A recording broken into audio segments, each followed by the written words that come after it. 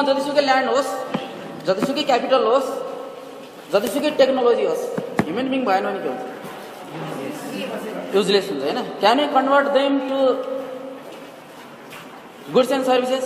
हामीले कि तिनीहरूलाई त्यो साधन अथवा भनौँ न वस्तु तथा सेवामा परिवर्तन गर्न सक्छौँ? लेबर नहुने होइन। कति महत्त्वपूर्ण छ लेबर हेर्नुहोस् त। तैपनि जहिले पनि राज्यको नजरमा अथवा राज्यको आँखामा भनौँ ओझेलमा परेको विषय हो, होइन भन्नुहोस् त। यति इम्पोर्टेन्ट विषय भइकन पनि होइन, जहिले पनि शोषणमा परेको समुदाय। मैले पनि काम गरेर पनि हातमुख जोड्न धाउधाउ, एक छाकाना धाउधाउ परेको समुदाय होइन। आफूले उत्पादन गरेको वस्तु आफैले उपभोग गर्न नपाएको समुदाय। लेबरले घर बनाउँछ, ऊ सडकमा मर्छ होइन। लेबरले गाडी बनाउँछ, ऊ कयौँ माइल हिँडेर यात्रा गर्नुपर्छ। लेबरले लुगा बनाउँछ, उसले गतिलो लुगा लाउनु पाए हुँदैन। कति महत्त्वपूर्ण विषय छ भन्नुहोस् त। त्यस कारणले गर्दाखेरि के हो भने अब कानुनको विद्यार्थी जो भोलिको समाज परिवर्तनका सम्भावकहरू, वास्तवमा यो दुनियाँमा परिवर्तन ल्याउने कोही छ भने कानुनकै विद्यार्थीहरू हुन्। र धेरै विषयलाई एकदमै तार्किक ढङ्गले, विश्लेषणात्मक ढङ्गले हेरेर र सामाजिक न्यायको कुरा गर्ने पनि कानुनका विद्यार्थीहरू नै हुन्। तर हेर्नुहोस् त, न्यायालयको फेरि कति महत्त्वपूर्ण भूमिका छ। जस्तो सुकै कानुन, तपाईँले जुरिस्प्रुडेन्समा पनि पढ्नुभयो होला, जस्तो सुकै कानुन, जतिसुकै राम्रो कानुन बने पनि यदि न्यायालयले त्यसलाई सही ढङ्गले व्याख्या नगर्ने त्यो कानुन लागू हुन्छ। र त्यो न्यायालयमा पुगेर भोलि त्यो कानुनको व्याख्या गर्ने जिम्मेवारी कसको? कानुनको विद्यार्थीको। त्यस कारणले गर्दाखेरि कानुनको विद्यार्थीको धेरै महत्त्वपूर्ण भूमिका छ।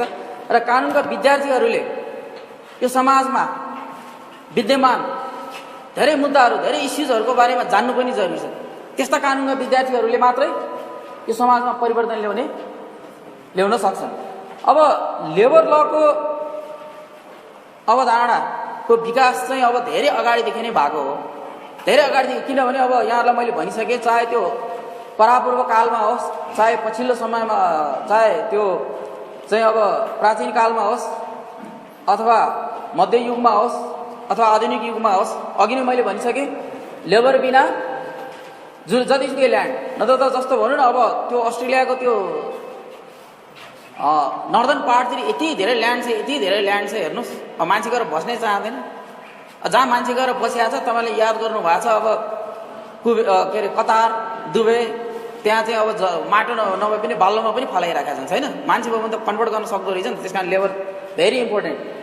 र त्यही भएर के छ भने त्यो लेबरलाई मान्छेले भ्यालु दिनुपर्छ, राज्यले भ्यालु दिनुपर्छ। लेबरलाई भ्यालु दिनु भनेको ह्युमन बिङलाई भ्यालु दिनु हो। हाम्रो देश यस्तो देश हो जहाँ मान्छेको भ्यालु छैन क्या। जुन देशमा मान्छेको भ्यालु हुँदैन त्यो देशले कहिले पनि प्रगति गर्दैन।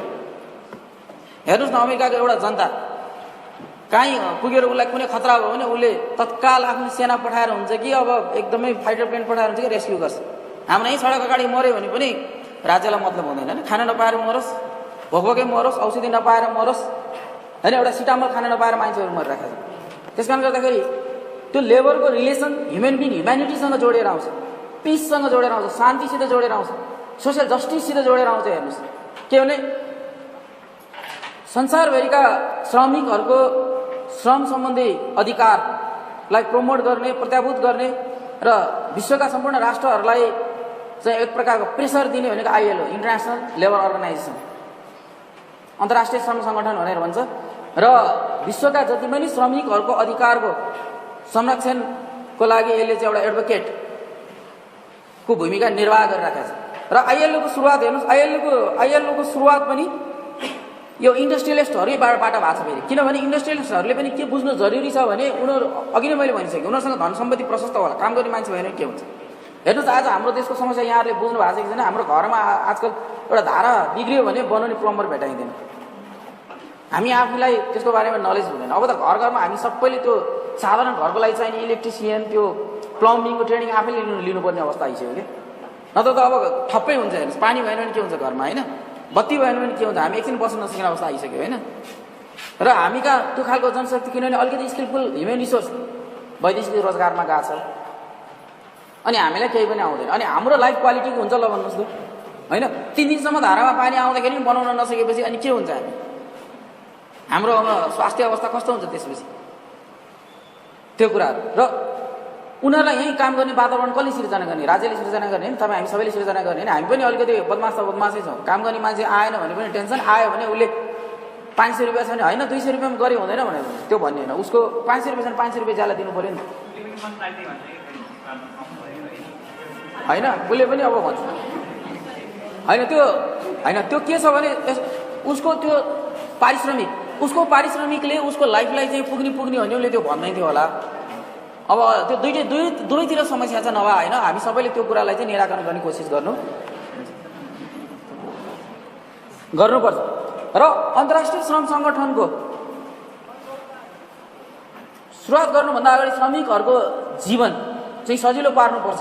उनीहरूलाई गुड वर्किङ इन्भाइरोमेन्ट, उनीहरूको कार्यस्थल सुरक्षा, उनीहरूको ज्याला, उनीहरूको काम गर्ने समय, उनीहरूको ओजन अनुसारको भारी बोक्न दिनुपर्ने, उनीहरूको क्षमता अनुसारको भारी बोकाउनु पर्ने, कति घन्टा खटाउनु पर्ने, महिला तथा बालबालिकालाई कस्तो व्यवहार गर्नुपर्ने, उनीहरूलाई कुन हदसम्म काममा लगाउनु पर्ने, राति महिलालाई काममा लगाउँदाखेरि कस्ता खालको सुविधाहरू दिनुपर्ने, यस्ता सम्पूर्ण कुराहरूको लाई चाहिँ समाजमा एउटा एडभोकेसी गरेर जस्तो यो रोबर्ट ओवेन र ड्यानियल लेग्रान्ड भन्ने इन्डस्ट्रियलिस्टहरू उनीहरू उद्योगीहरू नै थिए। उनीहरूले यो कुराहरूको चाहिँ यो इस्युजहरू सोसाइटीमा लिएर आएर अब यसलाई एड्रेस गर्नुपर्छ है भनेर उनीहरूले ल्याए। र जस्तो यो रोबर्ट ओवेन चाहिँ 1771 देखि 1853 सम्म उनको लाइफ छ र यो ड्यानियल लेग्रान्डको 1783 देखि 1889। र रोबर्ट ओवेनको चाहिँ आफ्नै कटन फ्याक्ट्री थियो। हेर्नुहोस्, त्यो कटन फ्याक्ट्रीमा हजारौँ मजदुरहरूले काम गर्थे। उनी बेलायतको वेल्स भन्ने राज्यमा जन्मेका थिए र पछि उनले आफ्नो व्यापार विस्तार गरेर जस्तो अमेरिकासम्म पनि पुर्याए। र यहाँहरू सबैले जुरिस्प्रुडेन्स पढ्दाखेरि जेरेमी बेन्थमको नाम सुन्नुभयो होला। हुन त यो सोसाइटीमा जति पनि परिवर्तन ल्याउने फेरि अब धन भएका मान्छेहरूले नै हो नै हो है। किनभने गरिब मान्छेहरूलाई बिहान बेलुका अब हातमुख जोड्न र नै फुर्सद हुँदैन, उनीहरूले त्यो अर्को सोच्न पनि सक्दैन। जेरेमी बेन्थम युटिलिटेरियन थ्योरीको प्रणेता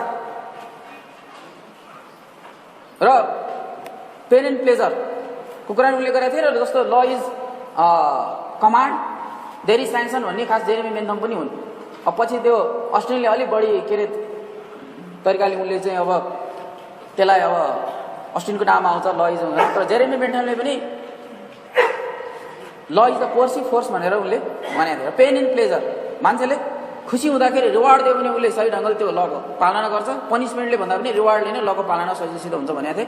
र ती Jeremy Bentham, Robert Owen, Jeremy बेन्थमहरू मिलेर संसारभरका लेबरहरूको उनीहरूको आफ्नो जीवनस्तर उकास्ने र उनीहरूको अवस्थालाई सुधार्नको लागि उनीहरूले एउटा ठुलो भूमिका खेले। र त्यस्तै यो ड्यानियल लेग्रान्ड भन्ने पनि यिनी जन्मन चाहिँ यिनी स्विजरल्यान्डमा जाने, तर यिनको उद्योग धन्दा फ्रान्समा थियो। र यिनले महिला तथा बालबालिकाहरूको श्रम अथवा उनीहरूलाई काम लगाउँदाखेरि उनीहरूलाई कस्ता खालको अधिकार दिनुपर्छ, उनीहरूलाई कतिको सुरक्षा प्रदान गर्नुपर्छ, उनीहरूको क्षमता अनुसार कस्तो काम लगाउनुपर्छ, त्यो बारेमा चाहिँ उनले एडभोकेट गरे। त्यसको चाहिँ उनले के अरे प्रचार गरे र त्यसलाई र त्यसैको फाउन्डेसन, त्यसैको आधारमा नै आइएलओको स्थापना भएर आइएलओले उनीहरूकै ती सिद्धान्तहरूलाई समेत टेकेर आइएलओले आफ्नो चार्टर अथवा आफ्नो कन्स्टिट्युसन बनायो। र आइएलओको स्थापना 1919 मा भयो लिग अफ नेसनसँगै। र यो आइएलओको कन्स्टिट्युसन भन्छ त्यसलाई त्यो इन्टरनेसनल लेभल अर्गनाइजेसनको कन्स्टिट्युसन चाहिँ जनवरीदेखि अप्रिल 1999 बिचमा त्यो ड्राफ्ट भएको थियो। र त्यो ड्राफ्ट चाहिँ लेबर कमिसन, त्यो लिग अफ नेसन अन्तर्गत एउटा लेबर कमिसन थियो। त्यो लेबर कमिसनले आइएलओको कन्स्टिट्युसन ड्राफ्ट गरेको थियो। र यो लेबर कमिसनको अध्यक्षता त्यो स्यामुएल गम्पर्स भन्ने व्यक्तिले गरेका थिए। र स्यामुएल गम्पर्स चाहिँ तत्कालीन त्यो अमेरिकन फेडरेसन अफ लेबरको पनि प्रमुख थिए। हेर्नुहोस्, अमेरिका लिग अफ नेसनको सदस्य थिएन, यहाँहरू सबैले याद होला, तर पनि लिग अफ नेसन अन्तर्गत नै स्थापना भएको इन्टरनेसनल लेबर अर्गनाइजेसनको चाहिँ के अरे त्यो अन्तर्गतको आइएलओको कन्स्टिट्युसन ड्राफ्ट गर्ने लेबर कमिसनको चेयर तिनै अमेरिकन व्यक्ति थिए जसको नाम यो गम्पर्स, स्यामुएल गम्पर्स थियो। र यो लेबर कमिसनमा त्यो बेला तत्कालीन 9 वटा देशहरूको संलग्नता थिए, जस्तो Belgium, Cuba, Czechoslovakia, France, Italy, Japan, Poland, यो युनाइटेड किङडम अफ ब्रिटेन, बेलायत र युनाइटेड स्टेट्स अफ अमेरिका, अर्थात् हामी जसलाई अमेरिका भन्छौँ, यो 9वटा देशहरूको सहभागिता थियो। र त्यही 1919मा हेर्नुहोस्, तपाईँ हामीले सबैले सुनेका छौँ, कुनै पनि लेबर डिस्प्युट हुँदाखेरि ट्राइपार्टाइट कमिटी भनेर सुनेका छौँ होइन, त्रिपक्षीय समिति भन्छ होइन। त्यसमा होइन कुनै पनि लेबर डिस्प्युट गर्दाखेरि, विवाद समाधान गर्दाखेरि, जस्तो त्यसमा सरकारको प्रतिनिधि हुन्छ, त्यसमा लेबरको श्रमिकको प्रतिनिधि हुन्छ, र त्यसमा व्यवस्थापक अर्थात् के भन्छ त्यो इम्प्लोयर रोजगारदाताको पनि रिप्रेजेन्टेटिभ हुन्छ। यो 3जना हुन्छ। त्यसको सुरुवात हेर्नुहोस् 1919मा नै भएको छ।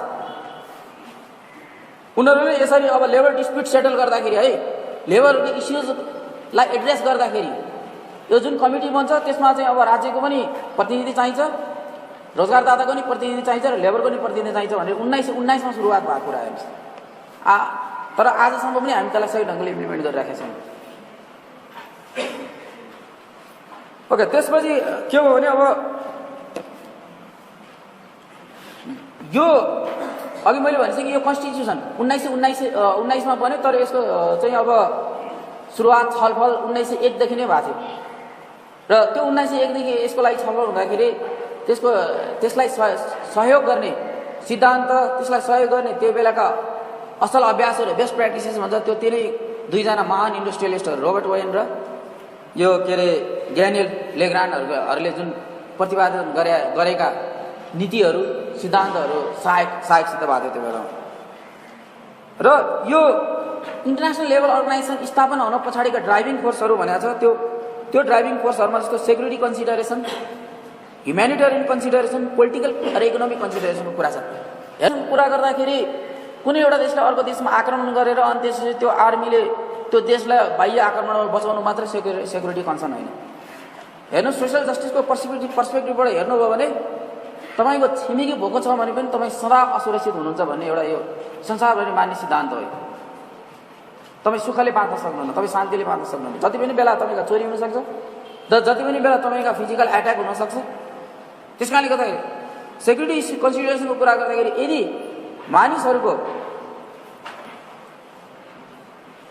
अथवा श्रमिकलाई सही ज्याला दिने र उनीहरूले आफ्नो श्रमको सही ज्याला प्राप्त गर्ने हो र त्यो अनुसार उनीहरूले के अरे उनीहरूको जीवनस्तर सही ढङ्गले चल्ने हो, उनीहरूको लाइभलीहुडलाई सङ्कट नहुने हो भने उनीहरू अर्काको सम्पत्तिमा आँखा लाउँदैन।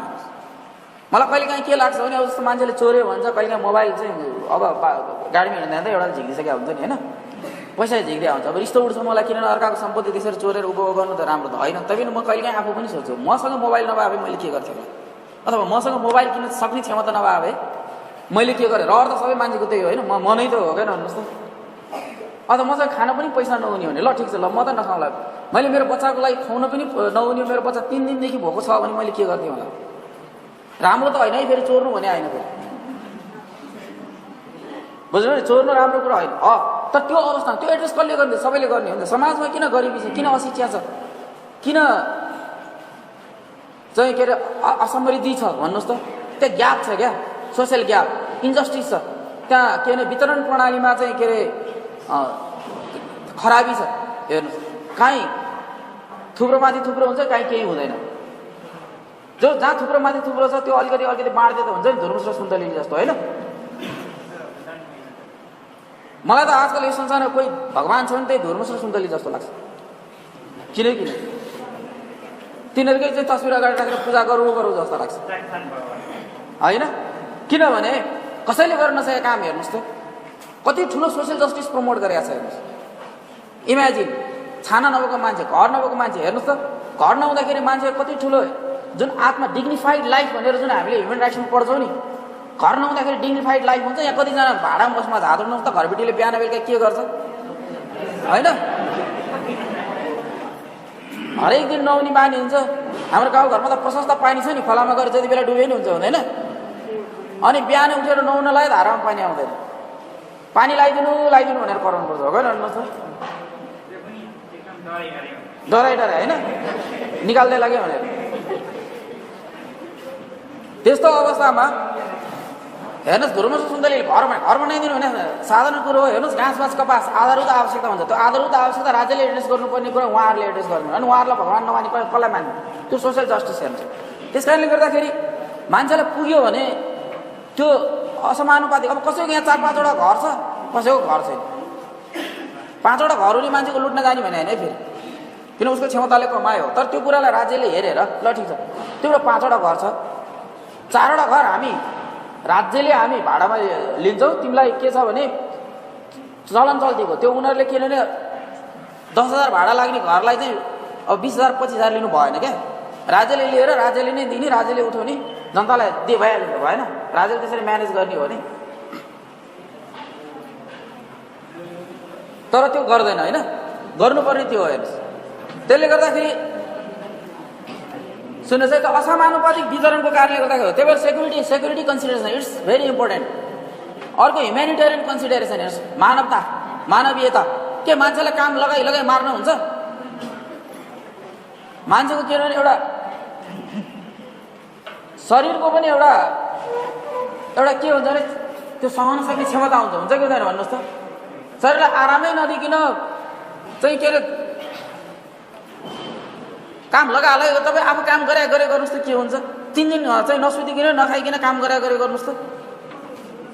तर पहिला त्यस्तै हुन्थ्यो। हेर्नुहोस् तपाईँले हालसालै पनि पहिलाको कुरा गर्छु, अहिले नै पनि मैले एउटा पत्रिकामा पढाएको थिएँ, कुन चाहिँ कम्पनी मलाई याद भएन, युएसको एउटा कम्पनीलाई अहिले ट्रम्प आइसकेपछि होइन अब तिमीहरू यो विदेशतिर लगाएर आउटसोर्सिङ नगर, हाम्रो देशमा चाहिँ एकदमै अनइम्प्लोइमेन्ट हाई भयो, अब तिमीहरू यो प्रोडक्सन यहीँ गर भन्दाखेरि त्यहाँ के जवाब दिएको थियो भने अब त्यो उद्योग मालिकले हाम्रो यो देशमा के एउटा 1 कप चिया र एउटा बिस्कुट खुवाएर चाइनामा जस्तो काम लाउन सकिन्छ भनेर सोधा थियो। हेर्नुहोस् त 1 कप चिया अहिले पनि 1 कप चिया र एउटा बिस्कुट खुवाएर काममा लगाइदो रहेछ। त्यो राम्रो हो? त्यसले के त्यो उसको त्यो मानवाधिकार, उसको खाना पाउने मानवाधिकार अथवा बाँच्न पाउने मानवाधिकार एड्रेस हुन्छ? हुँदैन। अब अर्को पोलिटिकल रिजन छ। हेर्नुहोस् पोलिटिकल रिजन पनि भेरी इम्पोर्टेन्ट। हेर्नुहोस् यही पोलिटिकल रिजनकै कारणले गर्दाखेरि अमेरिका के हो भने लिग अफ नेसनको के अरे सदस्य नभए पनि ऊ आइएलओको सदस्य हो। त्यो भेरी इम्पोर्टेन्ट छ। किन इम्पोर्टेन्ट छ भने किनभने let's unite the workers of the world भनेर भन्छ होइन, स्लोगन छ नि होइन, संसारभरका मजदुर एक हौँ भन्छ होइन। अनि तपाईँलाई सोधेँ हामी मजदुर हौँ कि भने ल भन्नुहोस् त, पढाइ लेखाइ गर्ने मान्छे नि मजदुर हुन् कि होइन? हुन् होइन। अहिलेको संविधानले नै भनेको छ शारीरिक तथा बौद्धिक काम गर्ने सबै मजदुर हुन् भनेर हाम्रो संविधानले नै परिभाषित गरेपछि तपाईँ हामी सबै मजदुर हौ। अब यो पोलिटिकल रिजन के भने अमेरिकालाई कस्तो अप्ठ्यारो पर्यो भने अब संसारभरिका मजदुरहरू अब मिलेर उनीहरूले काम गरे, आइएलओ मार्फत मजदुरका इस्युजहरू एड्रेस गरे, मजदुरहरूलाई कस्तो खालको सुविधा दिनुपर्छ, कति ज्याला दिनुपर्छ, कति घन्टा काम लाउनुपर्छ, कस्तो खालको सुरक्षा प्रदान गर्नुपर्छ, उनीहरूको सामाजिक सुरक्षा, उनीहरूको आर्थिक सुरक्षा, उनीहरूको सांस्कृतिक सुरक्षाको रक्षा कसरी गर्नुपर्छ भन्ने कुराहरू त सबै भइसक्यो। अब त्यस्तो त्यो त आगो फैला जसरी अब अमेरिकामा पनि पुगेन, पुग्छ नि त। त्यो गर्दाखेरि उनीहरूलाई के हो भने लेबर इस्यु चाहिँ आइएलओको सदस्य नभइकन एड्रेस गर्न नसकिने रहेछ भन्ने उनीहरूलाई महसुस भयो र अमेरिकाले के गर्यो भने ऊ लिग अफ नेसनको सदस्य नभए पनि ऊ के गर्यो भने आइएलओको चाहिँ सदस्य भयो। अब इकोनोमिक रिजन भेरी इम्पोर्टेन्ट। हेर्नुहोस् तपाईँहरूलाई थाहा छ कि छैन, के अरे यो कर्न ल भन्ने सुन्नु भएको छ? बेलायतमा एउटा कर्न ल भन्ने पास भएको थियो क्या एक्चुअली, मकै कानुन।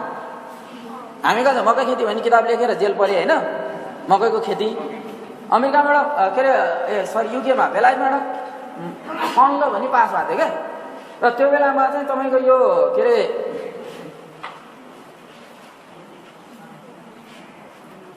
त्यो अमेरिका बेलायतको उपनिवेश थियो, त्यो यो हेनरी फोर्डहरूकै पालाको कुरा हो कि बुझ्नुभयो नि। र पास भएपछि त्यो कानुनले के गरेको थियो भने अमेरिकामा धेरै मकै उत्पादन हुने, बेलायतमा चाहिँ के भने अब त्यो अमेरिकाबाट मकै इम्पोर्ट गरेर नपाउने भनेर बेलायतले कानुन बनायो। त्यो अमेरिका बेलायतकै उपनिवेश नै थियो क्या त्यो बेलामा। अनि गरिसकेपछि के हो भने त्यसले गर्दाखेरि मकै त आएन। मकै नआएपछि उल्टो के हो भने बेलायतको उत्पादकत्व प्रोडक्टिभिटी घट्यो, इन्डस्ट्रिजमा उत्पादकत्व घट्यो। किन घट्यो होला ल भन्नुहोस् त? हेर्नु म इकोनोमिक इस्युसँग रिलेट गर्दैछु है म मजदुर। सुन्नुहोस्, गुड। के भयो भने यहाँ कसले मूल्यको कुरा गर्नुभयो, मकै उताबाट आयात गरेर नपाएपछि के भने मकैको मूल्य बढ्यो। हेर्नुहोस् है, पछि त्यो के भने बेलायतको चाहिँ के अरे संसदमा त्यो पछि उनीहरूले त्यो कर्णलाई हटाउने बेला डिफेन्ड गर्ने बेलामा यो एकदम राम्रो हुन्छ क्या कर्णलाई भनेर खोजेर हेर्नुहोस्। आजकल त के गुगलमा जे पनि सर्च गर्न पाइन्छ होइन, पढ्ने समय र ऊ मात्रै हुनु पऱ्यो। वास्तवमा त्यो फेसबुकमा चलाएर बस्नु, त्यो दुनियाँहरू च्याटस्याट गरेर बस्नुभन्दा चाहिँ यो पढ्ने कुराहरू खोजेर यसो गऱ्यो भने फाइदा हुन्छ है। ओके, के भयो भने सुन्नुहोस् है, अब अमेरिकाबाट जुन सस्तो मकै इम्पोर्ट हुन्छ त्यो बन्द भएपछि बेलायतमा उत्पादन भएको मकैको मूल्य त बढ्यो। बढेपछि के भयो भने मजदुरहरूले जसले काम गरेर पैसा कमाउँथ्यो उनीहरूले बढी पैसा चाहिँ खानामा खर्च गर्नु पऱ्यो क्या। अब खानेकुरामै बढी खर्च गर्छ। जस्तो हामीका पनि कन्ज्युमसनमा 90% खर्च हुन्छ नि, 10% मात्रै सेभिङ्स होइन। हाम्रो विकास नभए एउटा कारण त्यो पनि हो क्या, आफ्नो उत्पादन छैन अनि एकदम महँगोमा उत्पादन किन्नुपर्छ। त्यसले गर्दाखेरि अब त्यो छ। अब हेर्नुहोस्, वर्षको 16 अरबको खसी आउँछ, हामी खसी पाल्दैनौँ होइन।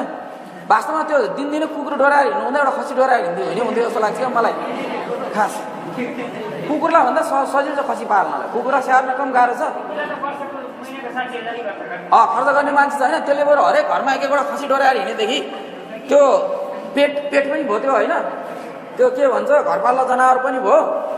त्यसले इकोनोमिक के पनि अब वृद्धि गर्यो हो क्या, इकोनोमीमा पनि त्यसले सपोर्ट गर्यो। र के हो सुन्नुहोस् है, अब उनीहरूले कमाएको पैसा सबै खानामा खर्च गर्नु परेपछि त्यहाँ सिम्पल इक्जाम्पल दिएको छ क्या, लुगा कारखाना बन्द भएको छ क्या। किनभने अब मजदुरहरूले वर्षको 2टा सर्ट किन्थ्यो भने अब खानामा बढी खर्च गरेर लाउनै पर्ने भएर एउटा सर्ट किन्ने, अनि नभए नकिन्ने। जबकि 50% चाहिँ के गर्नु पर्यो, त्यो के अरे उत्पादन कम गर्नु पर्यो होइन। 50% उत्पादन कम गर्न साथ 50% मजदुर कटौती गर्नु पर्यो। अब इम्प्लोइमेन्ट एकदम कम भयो भनेर अमेरिकाको कर्ण यहाँ ल्याउनलाई बन्द गरे, उल्टो इम्प्लोइमेन्ट घट्यो घटेन भन्नुहोस् त। फ्याक्ट्री बन्द भएपछि घट्यो नि। त्यस कारणले गर्दाखेरि त्यो चाहिँ इकोनोमिक रिजन पनि छ। त्यस कारण मजदुरहरूको जीवन स्तर उकास्न सक्यो भने हेर्नुहोस् त, यो देशमा धनी मान्छे कति छन्। धनी मान्छेले जस्तो 5% धनी मान्छेले अथवा 10% धनी मान्छेले हाम्रो उत्पादन किनेर हामी सस्टेन हुन सक्छौँ। हाम्रो उत्पादनहरू त हामी जस्तो हजारौँ लाखौँ करोडौँ मान्छेले किन्न सक्ने हुनु पर्यो। चाइना आज किन व्यापारमा चाहिँ अगाडि बढाएको छ भन्दाखेरि उसले हरेक मान्छेले एफोर्ड गर्न सक्ने सामान बनाइदियो क्या भन्नुहोस् त। अब तपाईँहरू त अब केटाकेटीमा के थियो अवस्था मलाई थाहा छैन। हामी केटाकेटी हुँदाखेरि लुगा किन्नलाई दसैँ आउनु पर्थ्यो होइन, अनि अब अहिले त दसैँ नै आउनु पर्दैन होइन। यसो बजारमा गयो 1000 रुपियाँ बोकेर गयो भने पनि 3-4वटा लुगा आउँछ होइन। आजकल 4वटा टी सर्ट आउँछ, अनि पहिला टी सर्ट लाउँदा रहर गर्नु पर्थ्यो। अब त ब्रान्डेडको कुरा नगरौँ न, अब त्यो एकदम त्यो त अब 4 लाख जाने नै हुन्छ। कोर्स अनुसारै गइरहेछ, इकोनोमिक रिजन, आइएलओको इकोनोमिक रिजन। तपाईँलाई कोर्स भन्दा बाहिर गए जस्तो लाग्यो भने मलाई रोक्नुहोस्। ओके, र अब the preamble of ILO constitution के छ त यसको प्रिएम्बलमा भन्दाखेरि जस्तो move by sentiments of justice and humanity as well as by desire to secure the permanent peace of the world. अघि मैले भनिसकेँ। सुन्नुहोस् है, अब तपाईँहरूको समय के छ भने अब मलाई यो सबै कोर्स चाहिँ 2 घन्टामा त सिद्धिँदैन, यो 1 वर्षको क्रेडिट आवर होला। त्यस कारणले गर्दाखेरि कहाँ के छ भनेर यो एउटा के छ बढाई भ्युज भन्छ क्या। के भयो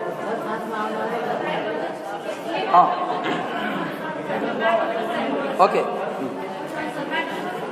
बाटोमा त होइन। ल सुन्नुहोस् है, सुन्नुहोस्। ओके, अब जस्तो seeking peace by cultivating justice भन्छ क्या यसको प्रिएम्बल, बुझ्नु भयो नि।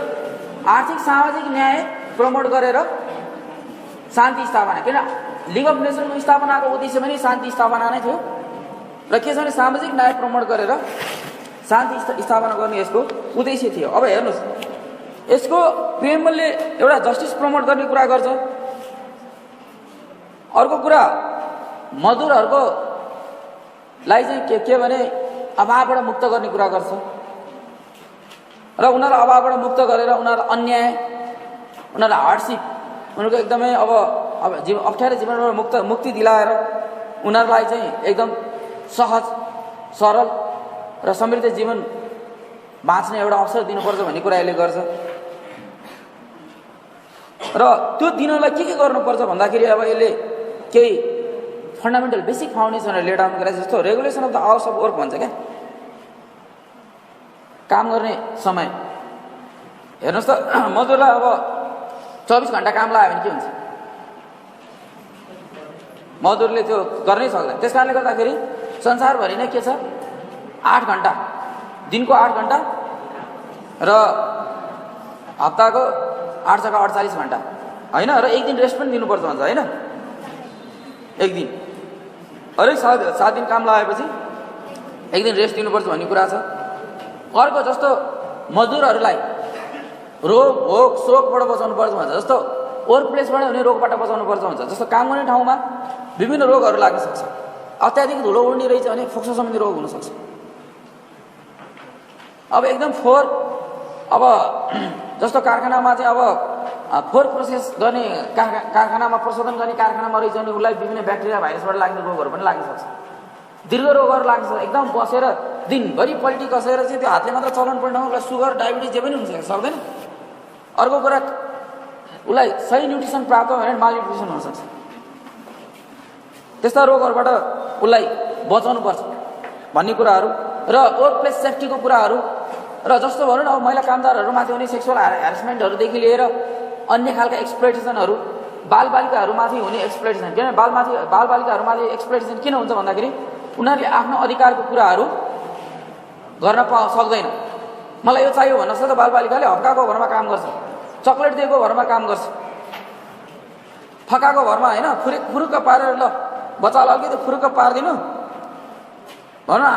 8-10 वर्षको बच्चाहरू लुगा धुन भाँडा बन्द तयार हुन्छ, अनि बेलुका चाहिँ अनि आमालाई ल मेरो खुट्टा दुख्यो भनेर खुट्टा मिचाउनु लगाएर हुन्छ होइन। त्यस कारणले गर्दाखेरि उनीहरूको एक्सप्लोइटेसन त्योबाट बचाउनु पर्ने कुराहरू। जस्तो अनि बुढेसकालमा के गर्ने त, ऊ जवान हुँदा त काम गर्न सक्छ, बुढेसकालमा काम गर्न सक्छ? बुढेसकालमा उसको सेफ्टी के हो त? जस्तो अहिले हामीको अब समस्या हुनेवाला छ, वैदेशिक रोजगारबाट आएका मान्छेहरू जसले पैसा जम्मा गरेर राखेको छ उनीहरूको बुढेसकाल त सहजै जाला, तर जसले कमाएको पैसा पनि सकिसकेको छ उनीहरूको पेन्सन पनि आउँदैन, केही नै आउँदैन। अनि त्यो त्यहाँ काम गर्दा गर्दा शरीरले बढी परिश्रम गर्नु परेको कारणले विभिन्न रोगहरू पनि लिएर आउन सक्छ। त्यो कुरालाई कसरी एड्रेस गर्ने? त्यो राज्यले एड्रेस गर्नुपर्ने कुरा। अब कसरी एड्रेस? के पेन्सन दिने तिनीहरूलाई के दिन्थ्यो? त्यसको लागि अहिले सोच्नुपर्ने बेला भएको छैन, यहाँहरूले सोच्नुपर्ने कुरा। अहिलेसम्म राज्यले खास त्यो बारेमा केही नीति बनाएको छ जस्तो लाग्दैन मलाई। बरु उतैबाट उनीहरूको पारिश्रमिकबाट केही कटाएर राखेर चाहिँ उनीहरूलाई बुढेसकाललाई के व्यवस्था गरिदिने हो कि? अर्को कुरा, घाइते। सुन्नुहोस् है, काम गर्दा गर्दै घाइते भयो भने काम नगर्न सक्ने मान्छेलाई त कसैले पनि दिँदैन। हाम्रो घरमा पनि अलिकति अब मजाले काम गरिरहेको छ भने ठिक छ, कोही अब घाइते अपाङ्ग भइहाल्यो भने अब उसलाई एकदम माया गर्ने कोही मान्छेले त माया गरेर राख्ला, तर घरमा केही समयपछि त्यो झिजो हुन थाल्छ होइन, बिर्जो हुन थाल्छ क्या।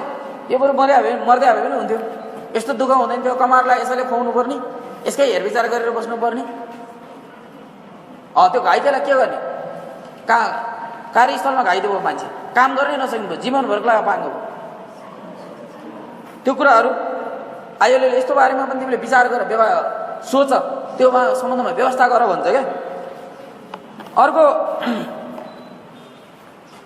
आफ्नो देशबाहेक, त्यो अघि मैले भनिसकेँ, आफ्नो देशबाहेक अर्को देशमा काम गर्ने कर्मचारी के अरे कामदारहरूको कसरी अब श्रमिकहरूको इन्ट्रेस्ट कसरी एड्रेस गर्ने? त्यही उनीहरू बुढेसकालमा नेपाल आएपछि के गर्ने? अथवा बिचैमा उनीहरूलाई कामबाट फर्कायो भने के गर्ने? उनीहरूले रिम्युनरेसन पाएन, त्यहाँ पारिश्रमिक पाएन भने के गर्ने? हामीले आजसम्म पनि कुनै हाम्रा कामदारहरूले विदेशमा चाहिँ पारिश्रमिक पाएन भनेर हामीले आवाज उठाएको अवस्था छ? अहिलेसम्म उठाउन सकेको अवस्था छ? छैन। उनीहरू पठाउँदाखेरि नै वास्तवमा उनीहरूको त्यो इम्प्लोइमेन्ट कन्ट्र्याक्ट राम्रोसँग हेरेर पठाउनु पर्ने, हामीले त्यो समेत गर्न सकेका छन्। त्यही कारणले गर्दाखेरि हाम्रा कैयौँ के अरे वैदेशिक रोजगारमा जाने दाजुभाइ दिदीबहिनीहरू ठगिराखेको अवस्था छ, त्यो हेरिदिनु पऱ्यो। सबभन्दा अर्को इम्पोर्टेन्ट कुरा हेर्नु, समानताको कुरा गरिन्छ, अझै पनि महिला र पुरुषलाई समान ज्याला दिने चलन हुँदैन। श्रमकै रूपमा काम गर्ने बेलामा पनि ल जस्तो भनौँ हाम्रै खेतबारीमा काम गर्नेलाई लाखेलाई 1000 रुपियाँ, त्यसपछि महिलालाई चाहिँ 500 भनेर 600 भनेर दिने चलन छ। समान कामको लागि समान ज्याला दिनुपर्छ, समान पारिश्रमिक दिनुपर्छ। यो कुराहरूको बारेमा राज्यले व्यवस्था गर्नुपर्छ भन्छ आयोले। अर्को, फ्रिडम अफ एसोसिएसन भन्छ, स्वतन्त्रता पूर्वक भेला हुने, सभा सम्मेलन गर्ने, सङ्गठित हुने अधिकार।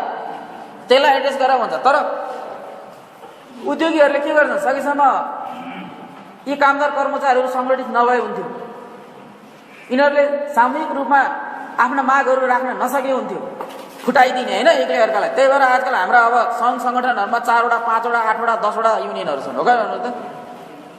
जसलाई मन लाग्यो उसैले युनियन खोल्यो। वास्तवमा भने नि युनियन खोल्नु त राम्रो कुरा हो, तर त्यसले गर्दाखेरि त्यो असङ्गठन बढी भयो। र अब म्यानेजमेन्टलाई नि के सजिलो भयो भने एउटा युनियनलाई खुसी पार्यो, अरू 7वटा युनियनलाई माइनस गरे भयो कि भएन भन्नुहोस् त? सङ्गठित हुने अधिकारको कुरा गर्छ यसले। अर्को जस्तो व्यावसायिक तथा प्राविधिक ज्ञान शिक्षा दिनुपर्छ भन्छ। संसारभरि हामी पछि परेका कारण किनभने हाम्रो चाहिँ यो प्राविधिक र अन्य देशको यो व्यावसायिक ज्ञान नभएर भने, किन हामी जहिले पनि जस्तो चाहे अरब जाउँ, चाहे मिडल इस्ट जाउँ, चाहे अमेरिका जाउँ, चाहे युरोप जाउँ, हामीले किन खालि अब भेडा चराउने गाई चराउने काम गर्नु पऱ्यो भन्दाखेरि हामीसँग त्यो ज्ञान भएन। र त्यो कसले गर्ने त भन्दाखेरि राज्यले गर्ने चिज हो। तपाईँ हामी अलिकति 2-4 अक्षर पढाइ लेखाइ गरे जस्तो छ, अर्को कुरा तपाईँ हामी पनि अमेरिका जाने भए अथवा यो ऊ जाने भए भेडै चराउनुपर्छ। तपाईँ हाम्रो एजुकेसन अनुसारको काम दिँदैन त्यहाँ हेर्नुहोस्, किनभने त्यो हाम्रो एजुकेसन फिटै हुँदैन। अब यहाँ मैले जति गफ दिएँ तपाईँले यत्रो यहाँ 200जनाको अगाडि बोले पनि खै अब मलाई अमेरिकाले काम दिँदैन हेर्नुहोस्। हामीलाई दिने भनेको त्यही भेडै चराउने हुने। तर हामी भोकेसनल ट्रेनिङ लिएर जाने हो भने त त्यसले काम गर्छ नि खास वास्तवमा भने। त्यो कुरा पनि अब राज्यले श्रमिकहरूलाई ती खालका तालिमहरू दिने व्यवस्था गर्नुपर्छ भन्ने यसको अर्को उद्देश्य हो। र यो अक्टोबर 1919मा इन्टरनेसनल लेबर कन्फरेन्स, पहिलो इन्टरनेसनल लेबर कन्फरेन्स वासिङटनमा भयो हेर्नुहोस्, सन् 1919मा 1919मा। र त्यसले यो 7वटा इस्युजहरू यो के भन्छ भने 6वटा इन्टरनेसनल लेबर कन्भेन्सन प्रतिपादन गरेको छ, अन्तर्राष्ट्रिय यो श्रम महासन्धि। र त्यो केसँग रिलेटेड थियो भने जस्तो hours of work in industry भन्छ, कुनै पनि उद्योगमा काम गर्ने घन्टा कति घन्टा काममा लगाउन पाइने। त्यसपछि बेरोजगारीताको अवस्थाको बारेमा कन्भेन्सन पास गर्यो। अर्को म्याटरनिटी प्रोटेक्सन भन्छ हेर्नुहोस्, यो भनेको के भने अब अहिले पनि हाम्रो देशमा सुत्केरी बिदा दिने चलन छ होइन। सुत्केरी जस्तो महिला चाहिँ अब जस्तो गर्भवती महिला र सुत्केरी भइसकेपछि उसलाई दिने सुविधाहरूको बारेमा उसले कुरा गर्यो।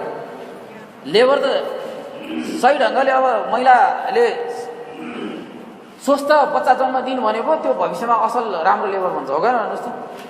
अब जन्मिँदै जस्तो महिलाले सुविधा पाएन भने के हुन्छ, जन्मिने बच्चा पनि त अस्वस्थ हुनसक्छ, ऊ निरोगी नहुन सक्छ, कमजोर हुनसक्छ, त्यो कुराहरू। र त्यो फेरि महिलाको आफ्नै मानवाधिकारको पनि संरक्षण हो। फेरि त्यो बच्चाको मात्रै संरक्षण, फेरि बच्चालाई मात्रै ध्यान दियो भने नगर्नु होला, किनभने त्यो बेलामा महिला एकदमै कमजोर हुन्छन् भन्ने एउटा के अरे स्वास्थ्यको दृष्टिकोणले पनि उसलाई मानसिक के अरे सहायताको पनि जरुरी पर्ने अवस्था हुन्छ। अनि त्यो बेलामा चाहिँ काम लगाउने सुपरभाइजर अब त साहब आएर ल कि तिमी जस्तो के अरे अब मान्छे दुनियाँले बच्चा पाछन्, तिमीलाई जस्तो कसैलाई नहुने रहेछ भनेर महिलाले कस्तो गर्छ हुन्छ नि हाम्रो अफिसमा होइन। दुध पनि खुवाउन जस्तो भनौँ न, खास वास्तवमा भने त्यो अब बच्चा जन्मेको छ भर्खर 2-3 महिनाको छ, आमाको दुध बगाइ छ, एकछिन त हाकिमले एकछिन जस्तो 1 बजे 1:30 बजे चाहिँ लन्चको टाइममा तिमी दुध खाएर आऊ भन्न सक्छ नि। त्यसको बच्चा मरेन मर्छ, दुध किन खुवाउनु पऱ्यो कि जागिर छोड भनेर भन्छ नि, त्यो भन्ने कुरा होइन क्या। त्यो अधिकार, त्यो महिलाको अधिकार हो खास वास्तवमा भने। प्रजनन सम्बन्धी अधिकारै भनेर भन्छ होइन। प्रजनन अधिकारमा के पर्छ अब त्यसको पनि प्यारामिटर, त्यसको एक्सटेन्सन बढाउनु पर्ने अवस्था छ हेर्नुहोस्। अर्को नाइट वर्क फर वुमेन हेर्नुहोस्, त्यो के भने महिलाकोले राति काम गर्ने के छ भने राति यदि महिलालाई काम लगाइन्छ सूर्यास्तपछि र सूर्योदय अघि, सूर्यास्तपछि काम नगरेर सूर्योदय अघि चाहिँ के अरे ऊ घर आउँछ भने उसलाई यातायातको व्यवस्था गर्नुपर्छ भन्ने अर्को व्यवस्था छ। अर्को अब साना केटाकेटीहरू अथवा युवकहरूलाई राति काम लगाउने सम्बन्धी कन्भेन्सन पनि पास भयो। र यो आइएलओको हेडक्वार्टर जेनेभामा छ र यसको पर्मानेन्ट सेक्रेटेरिएट पनि जेनेभामा चाहिँ तपाईँहरूले जान्नुपर्ने कुरा। र यो 1920 भित्र यसले लगभग 16वटा आइएलओ कन्भेन्सन र 18वटा रिकमेन्डेसन यसले त्यो बेलामा पास गरेको छ। र यो यसको एउटा सुपरभाइजरी कमिटी पनि छ, सुपरभाइजरी सिस्टम। त्यसमा चाहिँ के अरे अन्तर्राष्ट्रिय ख्याति प्राप्त जुरिस्टहरू, न्यायवेत्ताहरूको चाहिँ त्यहाँको सदस्य हुन्छ। र उनीहरूले के गर्छ भने संसारभरिका देशहरूले त्यो आइएलओ कन्भेन्सन सही ढङ्गले इम्प्लिमेन्ट गरेका छन् कि छैनन् भनेर त्यसको मोनिटर गर्छ। र उनीहरूसँगबाट रिपोर्ट प्राप्त गर्छ र ऊ स्वयं आफैले आइएलओलाई रिपोर्ट दिन्छ। त्यसपछि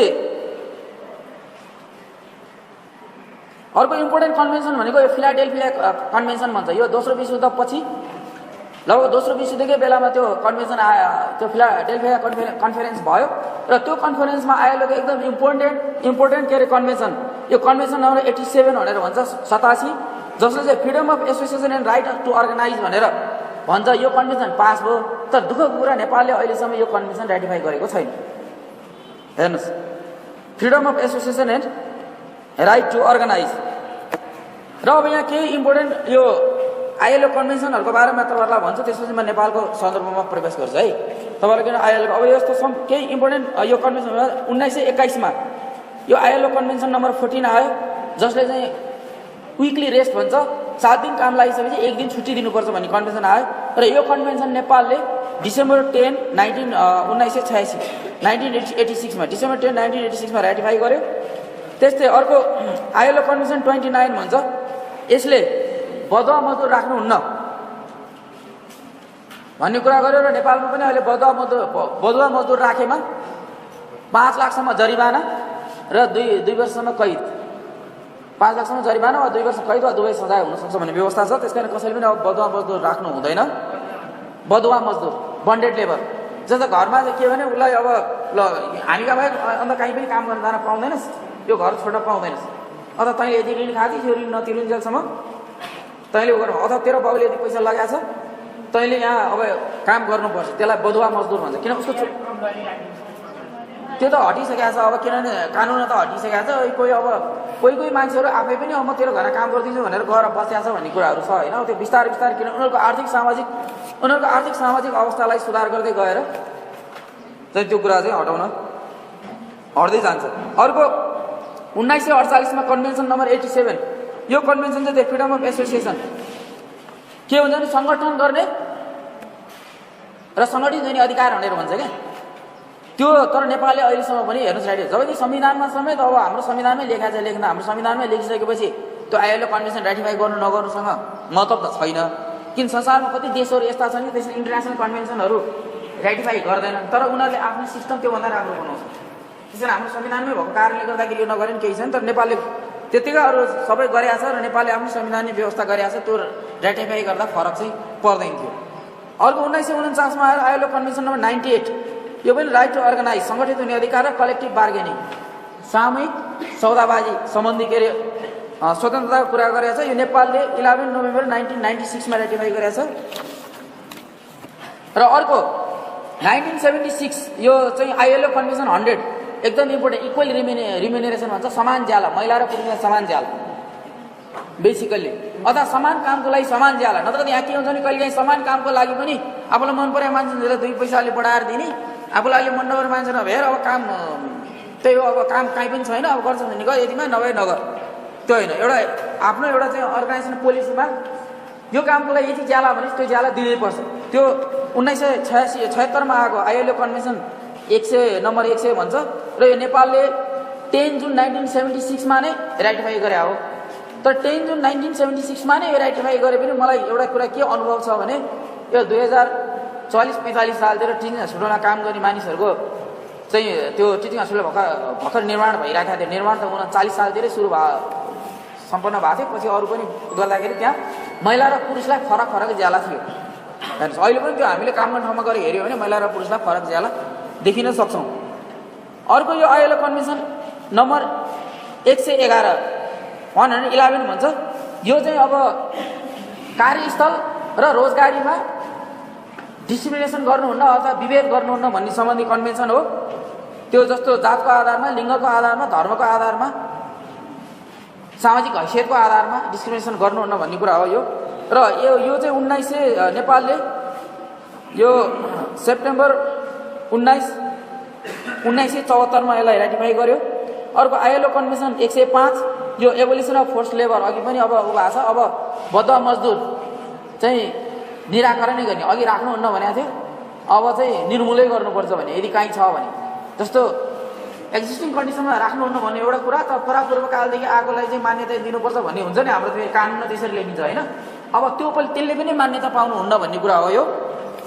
अर्को अब यो पनि नेपालले खास वास्तवमा यो नेपालले अगस्त 30, 2007मा यसलाई रेटिफाई गरे। त्यही पछि त हो नि यो कमलरी एकदम राख्नुहुन्न, सरकार अलिकति एक्टिभली लागेको थियो, तपाईँले याद गर्नु भएको छ होइन।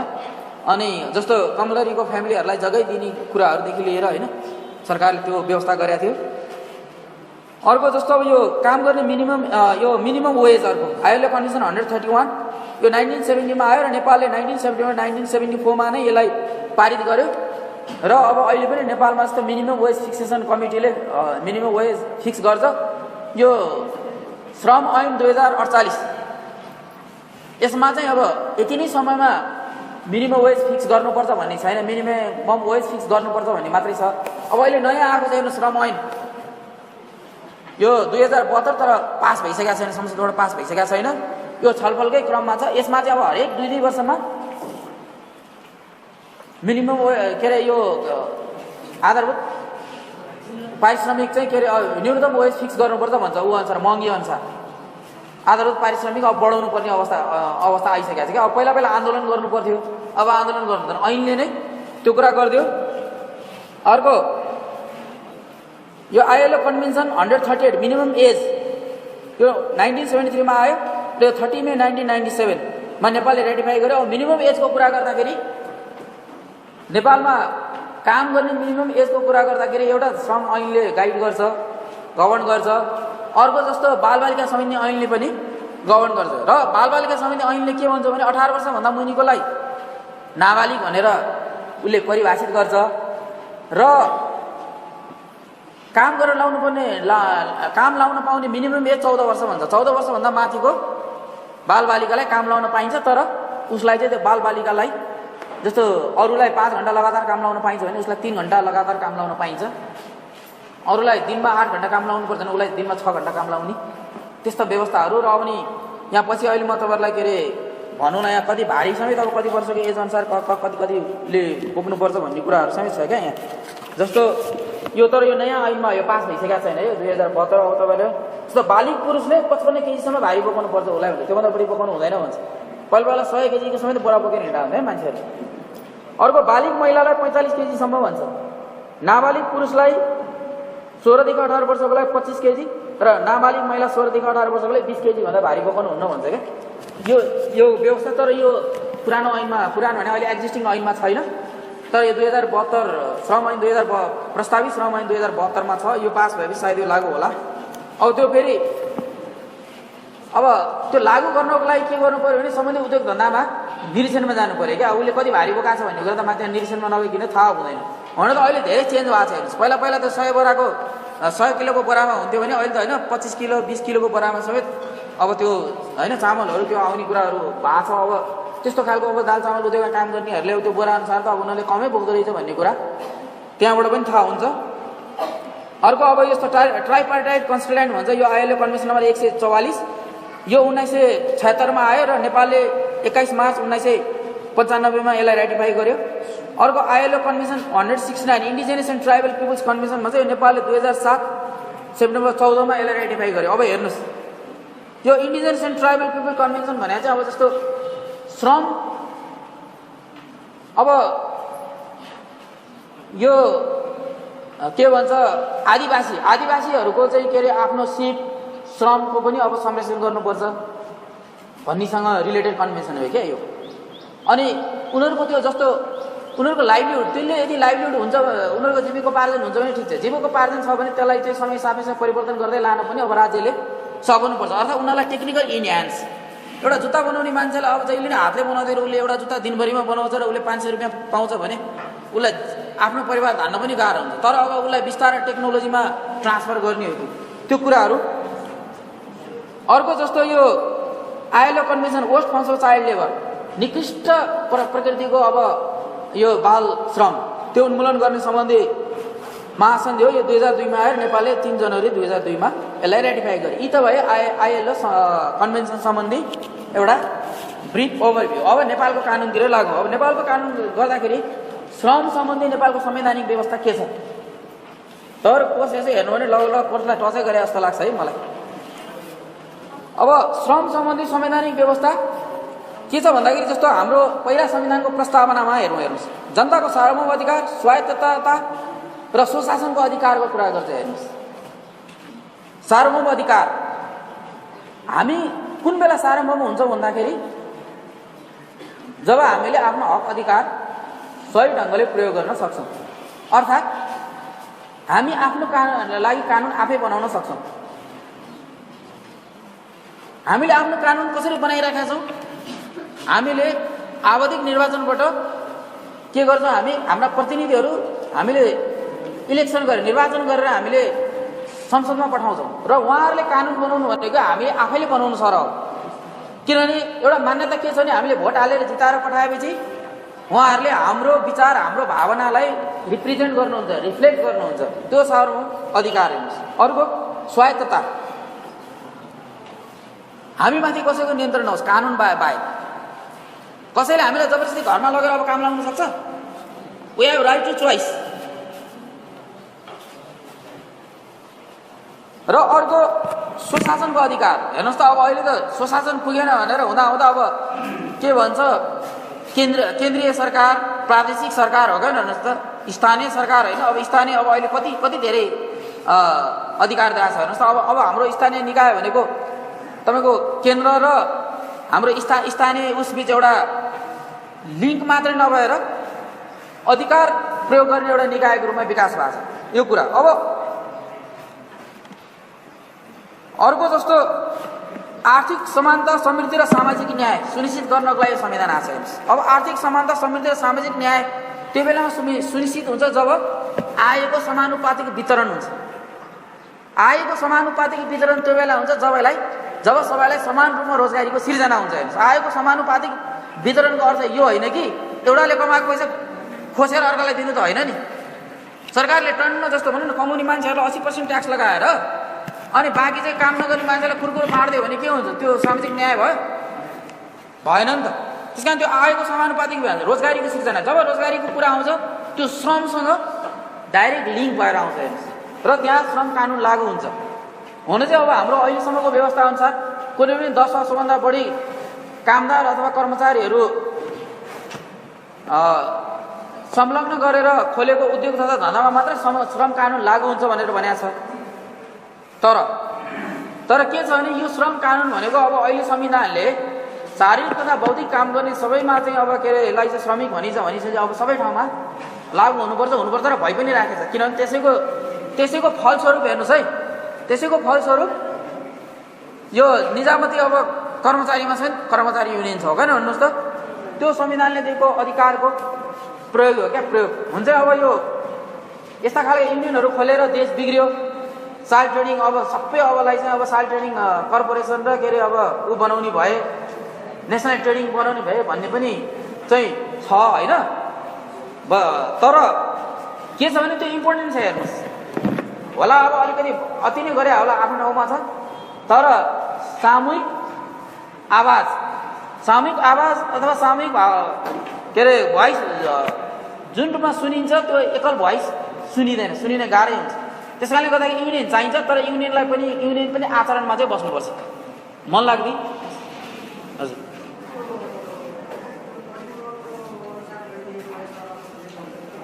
त्यहाँ करिकुलम के छ ल भन्नुहोस् त, त्यहाँ के छ?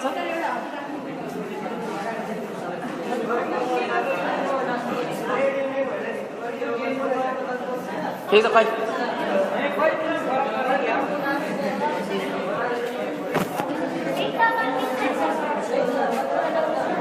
अब यता यो workers wages, hours of work, child women वर्कर्समा यही नै अब एड्रेस गरे जस्तो लाग्छ है। अनि हिस्ट्री अफ लेबर लेजिस्लेसनको पनि कुरा त अब मैले गरिरहेको जस्तो लाग्छ। ठिकै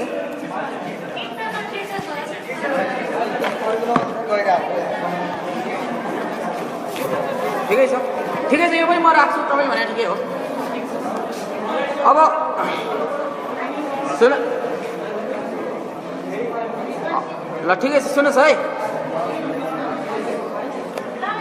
यता सुन्नुहोस् एकचोटि। एउटा कुरा यहाँहरूले के सोचिदिनु पऱ्यो भने यो 2 घन्टामा करिकुलमको हुबहु जाँदैन। त्यो हो भने तपाईँलाई होल क्लास लिनुपर्छ, यो सबै जान्छ। अर्को कुरा, यो हिस्ट्री अफ लेबर लेजिस्लेसनमा अब संविधानबाट सुरुवात नगरिकन मैले केबाट गर्नु, बुझ्नु के बुझ्नु भएन होइन। अनि अब यो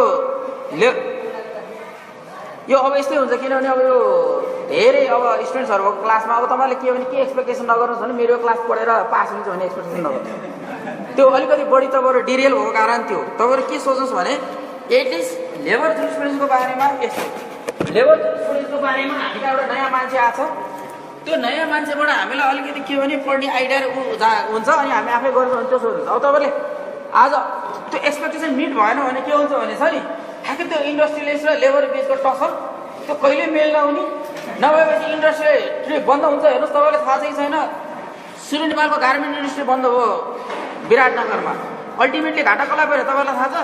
मजदुरलाई घाटा परेको छ।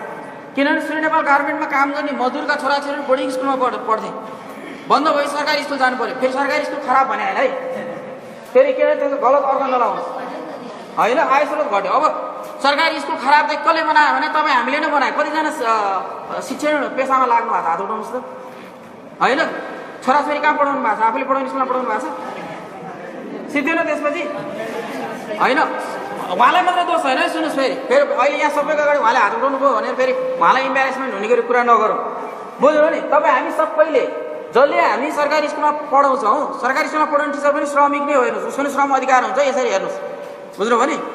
तपाईँ हामी सबैले सरकारी स्कुलमा यदि केटाकेटी पढाउने हो भने टिचरले पनि सबैले सरकारी स्कुलको क्वालिटी बढ्थ्यो। हामी सो कल्ड बोर्डिङमा पढाउने हो भने गएर त्यहाँ बेला बेलामा कसरी क्वालिटी इन्हान्स गर्ने भन्ने कुरा गर्थ्यौँ समय अनुसार। त्यो भएपछि के हुन्थ्यो, सरकारी स्कुलमा स्टुडेन्टको चाप बढ्थ्यो। चाप बढेपछि के हुन्थ्यो, सरकारलाई धेरै टिचर चाहिन्थ्यो, धेरै मान्छेले सरकारी जागिर खान पाउनुहुन्थ्यो। बोर्डिङ स्कुलमा हेर्नुहोस् 9-10 मा 20,000 रुपियाँ दिएर पढाउँछ, तर सरकारी स्कुलमा 9-10 पढाउने टिचरले अफिसर लेभलको स्यालेरी खान्छ 35,000। तपाईँहरूको कति शोषण भएको छ याद गर्नु भएको छ? तर दोष तपाईँ हामी सबैको, किन हामी पढाउँदैन आफ्नो बच्चा बच्चीलाई? किन त्यहाँ जब कि जनसङ्ख्या बढ्यो भने पो टिचरको माग हुन्छ। त टिचरको माग भएपछि सरकार दरबन्दी खोल्न के अरे बाध्य हुँदैन? सोचेको छौँ हामीले त्यताबाट, कहिले पनि सोचेको छैन, हाम्रै कारण त्यो भयो, बुझ्नु कि? त्यस कारण त्यसरी तपाईँहरू अहिले के भने त्यो एक्सपेक्टेसन मिट नभएपछि त्यस्तो हुन्छ।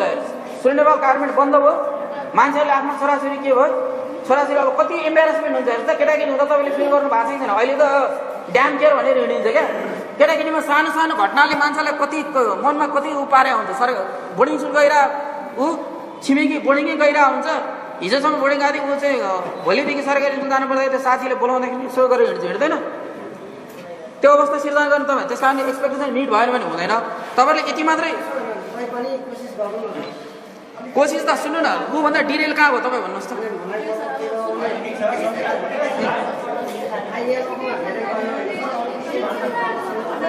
यो सुन्नुहोस्, सम्पूर्ण लेबर ल नै आइएलओमा आधारित छ। तपाईँहरू यो आइएलओको हरेक कन्भेन्सन पढ्नुहोस्, तपाईँलाई जाँचमा लेख्न एकदम सजिलो हुन्छ, हरेक कन्भेन्सन, बुझ्नुभयो नि?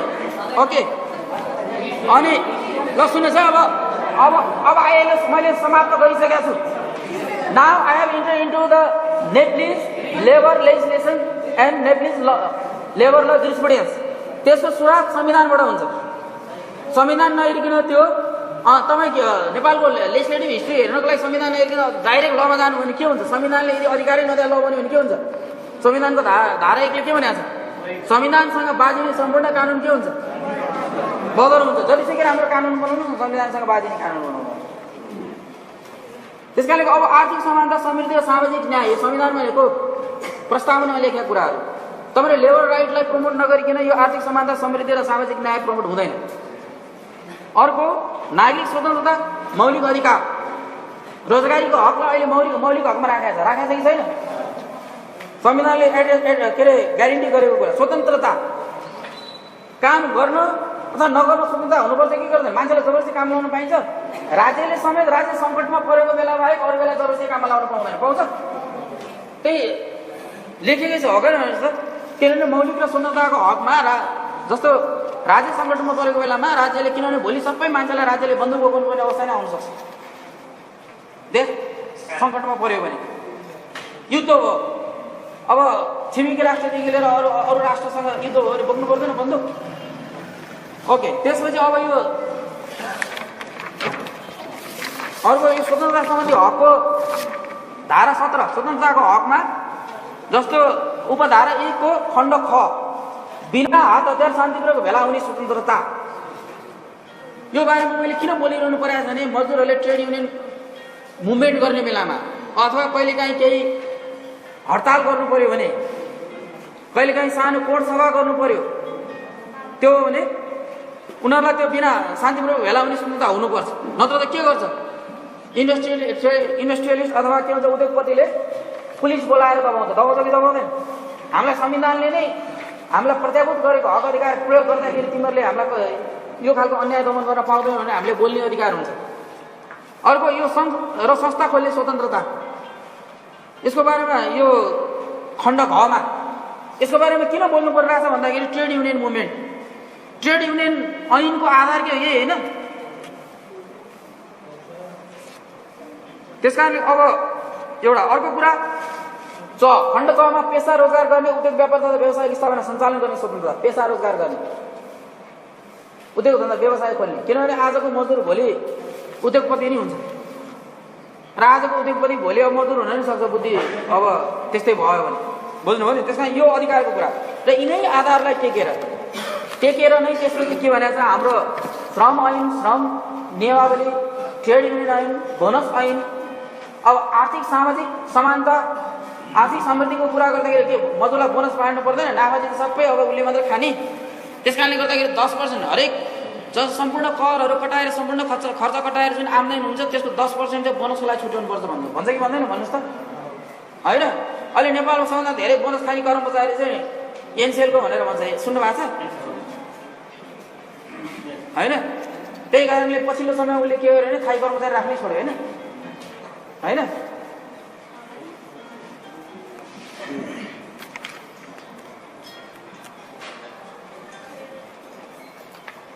ओके, अर्को अब जस्तो धारा 34 श्रमको हक, हेर्नुहोस् संविधानको प्रत्येक श्रमिकलाई उचित श्रम अभ्यासको हक हुनेछ हुन्छ, होइन? र अनि यसैले नै अब जस्तो श्रमिकको परिभाषा गरेको छ। यस धाराको प्रयोजनको लागि श्रमिक भन्नाले पारिश्रमिक लिए रोजगारदाताको लागि शारीरिक वा बौद्धिक कार्य गर्ने कामदार वा मजदुर सम्झनुपर्छ भन्छ, कामदार वा मजदुर सम्झनुपर्छ। यसले परिभाषित गरेको छ। हेर्नुहोस् संविधानले नै प्रत्येक श्रमिकलाई उचित पारिश्रमिक सुविधा तथा योगदानमा आधारित सामाजिक सुरक्षाको हक हुनेछ भन्छ।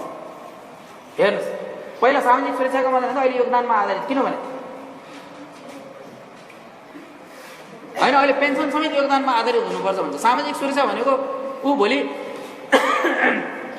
रिटायर भइसकेपछि पनि त उसले दाल भात खानु पाउनु परेन, होइन? अहिले मलाई अचम्म लाग्छ क्या त्यो कुरा हुने हो कि होइन? अब एमाले एकचोटि चाहिँ के अरे 5,000 अब वृद्ध भत्ता बढाउने भनेर भने नि, दिने भने नि, मलाई नि अचम्म लाग्यो। सरकारी जागिर त नखाइ हुने हो कि क्या? अब म स्वतन्त्र पेसातिर जाउँ कि? किनभने बुढेसकालमा 5,000 आउँदा त बुढाबुढीको गरेर 10,000 भइहाल्छ, दाल भात खान पुगिहाल्छ। बेकार अहिले जागिर खाएर न केही विकास हो बरु होइन? अब मैले अहिलेको कुरा हेरौँ न, होइन? बुझ्नुभयो नि? अब त्यो सामाजिक सुरक्षा मान्छेले बुढेसकालमा सामाजिक सुरक्षा खोज्छ क्या, जब मान्छेले काम गर्न नसिकाउँदा। अब अर्को प्रत्येक श्रमिकलाई कानुन बमोजिम हेर्नुहोस् ट्रेड युनियन खोल्ने, त्यसमा सहभागी हुने त सामूहिक सौदाबाजी गर्न पाउने हक हुनेछ भन्छ। सामूहिक सौदाबाजी भनेर थाहा छ नि? कलेक्टिभ बार्गेनिङ भनेर भन्छ। व्यवस्थापकसँग आफ्ना पारिश्रमिक सुविधाहरूको बारेमा जुन बार्गेनिङ गर्ने, त्यो संविधानमै छ सबै कुराहरू। यसैलाई टेकेर हामीले अब ऐन बनाएको छौँ, नियमावली बनाएको छौँ, होइन? त्यस कारणले गर्दाखेरि यो नेपालको अब जो त्यो छ। अब अलिकति म तपाईँहरूलाई के अरे संवैधानिक व्यवस्था गर्ने, अब हाम्रो प्रस्ताविक श्रम ऐन हेर्नु, सबै अहिले श्रम ऐन र नियमावली पढाएर साथै हुँदैन। के श्रम हजुर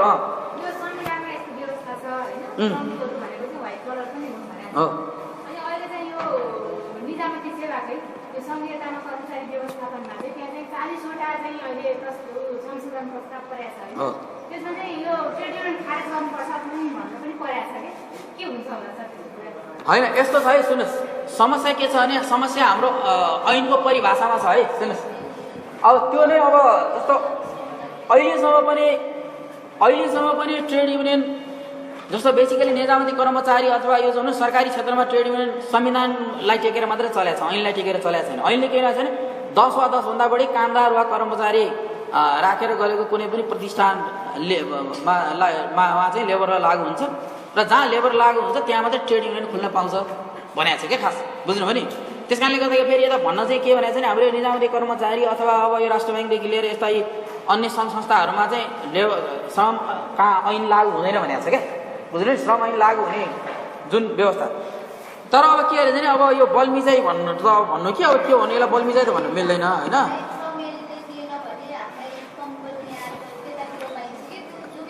होइन कम्पनी ऐनमा छैन, कम्पनी ऐनमा नि छैन हो बाजे, होइन कम्पनी ऐनमा नि छैन। यो संविधानमा यो अघि मैले तपाईँहरूलाई भने नि, freedom of assembly, freedom to organise and freedom of के भन्छ यो सङ्घ संस्था खोल्ने स्वतन्त्रता र होइन स्वतन्त्रतापूर्वक यो भेला हुने स्वतन्त्रता, यही स्वतन्त्रताको आधारले टेकेर हेर्ने। यसको बारेमा चाहिँ एकचोटि जस्तो यो एउटा मुद्दाको केही अब उसमा चाहिँ बहस गर्ने मौका पनि पाएको थिएँ मैले सर्वोच्च अदालतमा होइन।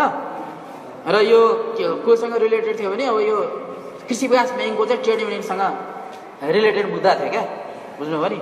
अब श्रीमानहरू स्वयं पनि अब उहाँहरू किनभने ऐनले त दिएको छैन, उहाँहरूले हामीलाई सोधेको प्रश्न त हो ऐनले दिएको छैन, तपाईँहरू कुन आधारमा गर्नुभएको छ भन्दाखेरि अब संविधानले दिएको अब संवैधानिक हक त सबैले, किनभने ऐनमा छैन भन्दामा संविधानले दिएको अधिकार त प्रयोग गर्न पाउने भन्ने छैन नि त। त्यस कारणले गर्दा त्यो हजुरले भने जस्तो त्यसलाई खारेज गर्नुपर्छ भन्दा खारेज नहुन सक्छ, अथवा भोलि चाहिँ ऐनमा के अरे संविधानमा पनि के लेखिनु पर्यो अब नेपाल सरकार अथवा सरकारसँग सम्बन्धित कुनै पनि सङ्घ संस्थाहरूमा चाहिँ यो अथवा सरकारले चाहिँ आफ्नो मातहतका के अरे निकास एक्जिक्युटिभ बडी भनौँ न, जस्तो गभर्मेन्ट अब organ of the government executive legislative र जुडिसियरीमा चाहिँ अब युनियन खोल्न पाइँदैन भने संविधानमै लेख्यो भने त्यो चाहिँ हुन सक्ला होइन। नत्र के छ भने अब जहिले पनि तपाईँ हामी लयरले भनेको अब के छ भने हामीले जुरिस्प्रुडेन्स पनि पढिसकेका छौँ, कानुन कस्तो हुनुपर्छ, कानुनमा के छ होइन अब भन्ने कुरा हो। अब अहिले कानुनमा के छ भन्ने कुराहरू हेरेर गर्दाखेरि त अब त्यहाँ छ, त्यो अनुसार गरिन्छ। अब भोलि कानुन कस्तो हुनुपर्छ भन्ने कुरामा चाहिँ छलफल गर्दा त्यो अनुसार त्यही अनुसार हामीले संविधानमा लेख्न सक्यो भने त्यो बेलामा चाहिँ ट्रेड युनियन खारेज हुन पनि सक्छ। र अब यता हेर्नुहोस् है, अब यो नेपालको श्रम ऐन 2048 छ, यो संसद हुनेवाला छ। त्यस कारणले गर्दाखेरि म त्यसमा के छ भन्ने कुरा भन्दा नि यो तपाईँको योसँगै रिलेटेड छ क्या त्यसमा। जस्तो तपाईँहरूको यहाँ म अलिकति अब सिलेबस पनि मैले सिलेबस हेरेर बनाउँछ त्यही पनि साथीभाइहरूले अब सिलेबस भन्दाखेरि अब न मैले अलिकति अब उ गरेको भने जस्तो एपोइन्टमेन्ट अफ वर्कर्स म यसमा आउँछु क्या सबैमा, बुझ्नु कि बुझ्नु भएन। Wages, hours of work, child workers and women workers यो सबैमा यो छ। अब labour welfare, need of labour welfare fund, अब जस्तो चाइल्ड केयर सेन्टर लिङ्क, यो सबै कुराहरू, occupational safety and health care, जस्तो इन्डिभिजुअल ग्रिभेन्सेस, क्वालिटी ग्रिभेन्सेसको कुराहरू, मिसकन्डक्ट, यिनीहरू सबै कुराहरू, यो सबै कुराहरू वास्तवमा तपाईँले टिचर चाहिने नै होइन। टिचर यहाँ चाहिएको चाहिँ किनभने तपाईँलाई अलिकति कहाँ के छ एक्सप्लोर मैले देखाइदिने भनेको रत्नबाग जानको लागि यहाँबाट हिँड्दै जानुहोस् भन्ने हो। मैले हातमा त पुर्याइदिन पनि सक्दिनँ एउटा कुरा, हिँड्न तपाईँहरू आफै हिँड्नुपर्छ होइन। 48 श्रम ऐन 2048, नियमावली 2049, बोनस ऐन 2030 र यसरी 50 र ट्रेड युनियन ऐन 2049, ट्रेड युनियन ऐन 2049 भने नियमावली हुँदैन, ट्रेड युनियन ऐन 2049, यो चारवटा यो तिनवटा ऐन र एउटा नियमावली राम्रोसँग अध्ययन गर्नुभयो भने तपाईँहरू जहाँमा पास हुनुहुन्छ। तपाईँले केही गर्नै पर्दैन, यत्रो टाउको दुखै माथा पछि टेन्सन गर्नै पर्दैन। एउटा कुरा हेर्नुहोस् है, जस्तो ट्रेड युनियन ऐन 2049, बोनस ऐन 2030, श्रम ऐन 2048, त्यसै श्रम नियमावली 2050, त्यो अध्ययन त्यो पढ्नुहोस् होइन, त्यो एउटा पढ्नुहोस्। अब सुन्नुहोस् अर्को कुरा, अब अहिले प्रस्तावित विधेयक श्रम ऐन 2072 त्यो पार्लियामेन्टरी सेक्रेटेरिएटको वेबसाइटमा पाउनुहुन्छ, यिनीहरू ल कमिसनको वेबसाइटमा पाउनुहुन्छ, अरू ऐनहरू बुझ्नु कि ल कमिसनको वेबसाइटमा जानुहोस् पाउनुहुन्छ। टिचरले गर्ने त्यो हो क्या, अब यो 2 घन्टाको क्लासमा त कहाँ अब त्यो सबै साथी हुँदैन। अनि जेनरल कुरा तपाईँलाई जेनरल बेसिक कुरा बताउने हो मैले, त्यो हेर्नुहोस्, त्यो हेरेपछि हुन्छ। अब अहिले मैले अलिकति तपाईँलाई कम्पेरिटिभ एउटा, किनभने अब त्यो सबै श्रम ऐन 2048 पढाएर साध्य नहुने भएर यो प्रस्तावित श्रम ऐन 2072 को विशेष व्यवस्था यो अलिकति 2048 सँग मैले कम्पेयर गरेर बनाएको छु क्या तपाईँलाई सजिलो। जस्तो आधारभूत पारिश्रमिकको परिभाषा हेर्नुहोस्। अब के अरे श्रम ऐन टाइम त थुप्रै गई क्या, 1 बजिसक्यो ए 11 बजे त्यही त ओके। अनि यहाँ एक घन्टा आ रहेछ क्या यो ओके होइन। सबैजना उठेर हिँड्या पनि देखेँ होइन, क्लास लामो भएपछि नि मान्छेलाई बस्न मन लाग्दैन नि, मैले धेरै पढाएँ जस्तो लाग्यो ओके। अब सुन्नुहोस् है, आधारभूत पारिश्रमिक यहाँ यो वेजेस मिनिमम वेजको कुराहरू छ क्या। पहिलामा न्यूनतम पारिश्रमिकको कुरा थियो क्या, बुझ्नुभयो नि? न्यूनतम पारिश्रमिकको व्यवस्था थियो पहिलाको ऐनमा। अब त्यो अहिले नै पहिलाको नहुनु अहिले पनि एक्जिस्टै छ, 2048 नै छ। किनभने 2072 पास भएर लागू नहुन्जेलसम्म त राष्ट्रपतिबाट प्रमाणीकरण नहुन्जेलसम्म हामी 2048कै व्यवस्था टेक्नु पऱ्यो कि परेन भन्नुहोस् त। तर अहिले 2072 को व्यवस्थामा के रहेछ भने अब आधारभूत पारिश्रमिकको परिभाषा गरेको छ कि, बुझ्नुभयो नि? आधारभूत पारिश्रमिकको परिभाषा गरेको छ। अब त्यो आधारभूत पारिश्रमिकको परिभाषा कसरी गरेको छ तपाईँको त्यो त्यसमा भने यहाँ म तपाईँहरूलाई अब अलिकति यो पढेर सुनाउँछु।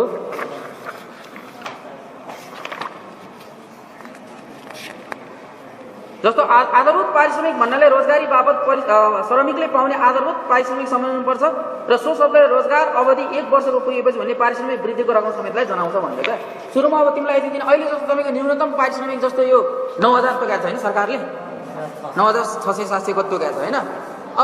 अबको आधारभूत पारिश्रमिक हुने त्यो हो। र अब अहिलेको व्यवस्थाले के गरेको छ भने हरेक 2-2 वर्षमा त्यसलाई चाहिँ समय सापेक्ष रूपमा परिमार्जित गर्दै वृद्धि गर्दै लानुपर्छ भन्छ। र अनि हरेक 1-1 वर्षमा ग्रेड वृद्धि भन्ने हुन्छ क्या। प्रायः सबैतिर चाहिँ त्यो आधारभूत पारिश्रमिकको 5% को दरले त्यो चाहिँ वृद्धि हुन्छ 1 महिनाको आधारभूत पारिश्रमिक होइन। त्यसलाई पनि आधारभूत पारिश्रमिक। त्यस कारणले गर्दाखेरि कुनै कर्मचारी आज भर्खर प्रवेश गरेको छैन, उसको 9,600 अथवा 700 कति त्यो आधारभूत पारिश्रमिक हुन्छ भने उसको 2 वर्षपछि त्यही 5%ले वृद्धि भएको गर्दाखेरि अब कति वृद्धि हुन्छ ग्रेड होइन गर्दाखेरि त्यो चाहिँ उसको आधारभूत पारिश्रमिक हुन्छ। हेर्नुहोस् एउटा अर्को कार्यस्थलको परिभाषा हेर्नुहोस्। 2048 श्रम ऐन 2048 मा कार्यस्थलको परिभाषा छैन, तर अब यसमा कार्यस्थलको परिभाषा छ। र कार्यस्थलको यसमा परिभाषा गर्दाखेरि के भनेको छ भने त्यो मजदुरले काम गर्ने श्रमिकले काम गर्ने स्थल र कामको सिलसिलामा उसले भिजिट गर्ने स्थललाई नै कार्यस्थल भनेको छ क्या। जस्तो तपाईँहरूले याद गर्नु भएको छ कि छैन, जस्तो मिनरल वाटरको पानी त कारखानामा मात्रै हुँदैन नि, पानी पुर्याउने ठाउँमा जानुपर्छ, त्यो पनि उसको कार्यस्थल हो क्या। त्यहाँ एक्सिडेन्ट पऱ्यो भने पनि उसले त्यो यो परिभाषा किन गर्नु पर्यो भन्दाखेरि अब भोलि हेर्नुहोस् लयरले त किन एउटाले विपक्षीबाट बहस गर्छ अर्कोले पक्षबाट बहस गर्ला होइन।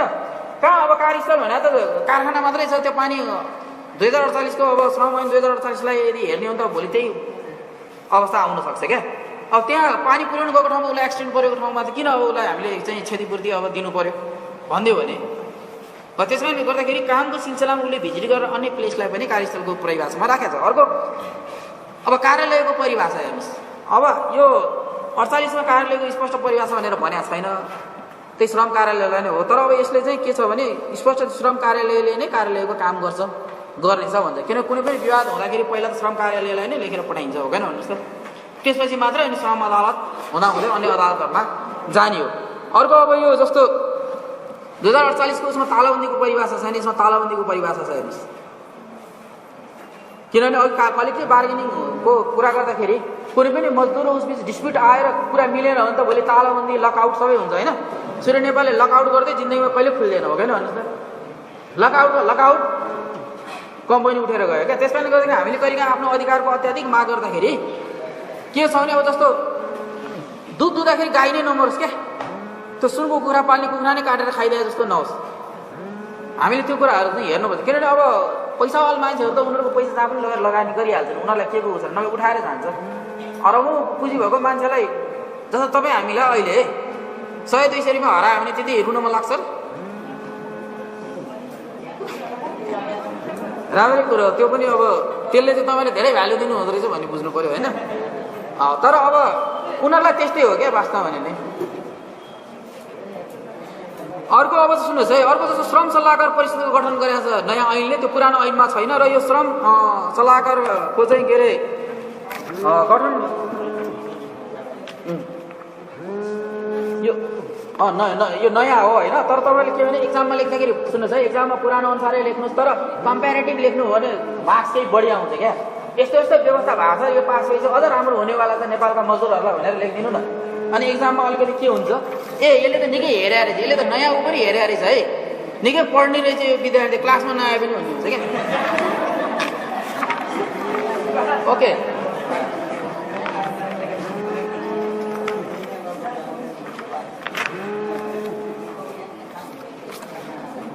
जस्तो यो श्रम सल्लाहकार परिषद चाहिँ जस्तो भनौँ न तपाईँको के अरे श्रम मन्त्रीकै अध्यक्षतामा गठन भएको हुन्छ। र यसले सुन्नुहोस् है, यसले चाहिँ श्रम र श्रमिक सम्बन्धी नीति निर्माण गर्ने काम गर्छ क्या। उनीहरूलाई कस्तो सुविधाहरू दिने, उनीहरूलाई कति घन्टा काम लाउने कुराहरूदेखि लिएर अनि अब श्रमिकहरूको अवस्था कस्तो छ, उनीहरूको आर्थिक सामाजिक सुरक्षा कसरी एड्रेस गर्ने, त्यो कुराहरू उनीहरूको कार्यस्थलको सुरक्षा कसरी गर्नेदेखि लिएर तपाईँले कति याद गर्नु भएको छ कि छैन, कुनै कुनै कार्यालयमा महिला र पुरुषको लागि छुट्टै टोयलेट पनि हुँदैन क्या। हेर्नु सिम्पल कुरा, माइनर कुरा, त्यो मान्छेले त्यति याद गरे तर त्यो धेरै इम्पोर्टेन्ट कुरा हो। अझ सबभन्दा प्रब्लम तपाईँले याद गर्नु भएको छ कि छैन, महिला र पुरुषको लागि एउटै टोयलेट होस्, कमोड होस्, त्यसपछि कमोड क्या होइन, रिजर्भ हुन्छ नि। त्यसपछि त्यो कमोड केटाहरूले कमोडको त्यो ढक्कन नउठाइदिकन सु गरिदिन्छ, त्यहीँ रिस लागेको हुन्छ होइन। अनि लेडिजहरूलाई कति गाह्रो हुन्छ सोच्नु, त्यो सिम्पल कुरा हो क्या, बुझ्नुभयो नि। त्यो एकदम याद गर्नुपर्ने कुरा क्या त्यस्ता चिजहरू। ओके, अर्को रोजगार अवधि। अब हेर्नुहोस् कहिलेदेखि कहिलेसम्म काम चाहिँ अब उसको काम गरेकोलाई चाहिँ रोजगार अवधि मान्ने भन्ने कुराहरू क्या। अब अहिले त करारमा काममा मान्छे राख्ने ऊ छ होइन। अब स्थायी कर्मचारीलाई अब कहिलेसम्म, अब अहिले भनौँ न अब सङ्गठित अब संस्थाहरू जस्तो हो र नेपाल सरकारकै निकायहरूमा समेत अब यो 30 र 58को कुराहरू आएको छ, कहिलेदेखि कहिलेसम्मको रोजगार अवधिको कुराहरू। अब यहाँ यो यसमा के अरे दफा 2 अणमा यो राम्रो परिभाषा गरेको छ कि म तपाईँलाई जस्तो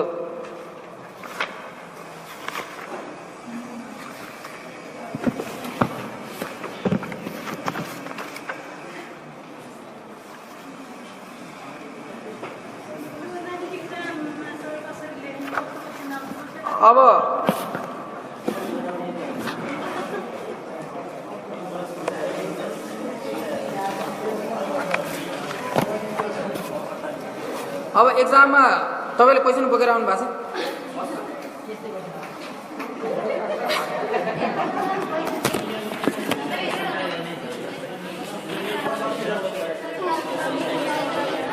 अब मैले जे पढाएँ त्यही हेरेको छु, what is the minimum wage भनेर आएको छ। अनि त्यही मलाई अनि त्यसपछि discuss the provision regarding fixing minimum wage prescribe by the labour act 2000। मैले तपाईँलाई जे पढ्नु, जहाँ पढ्नु, जे गर्नु त्यही त आइरहेको छ।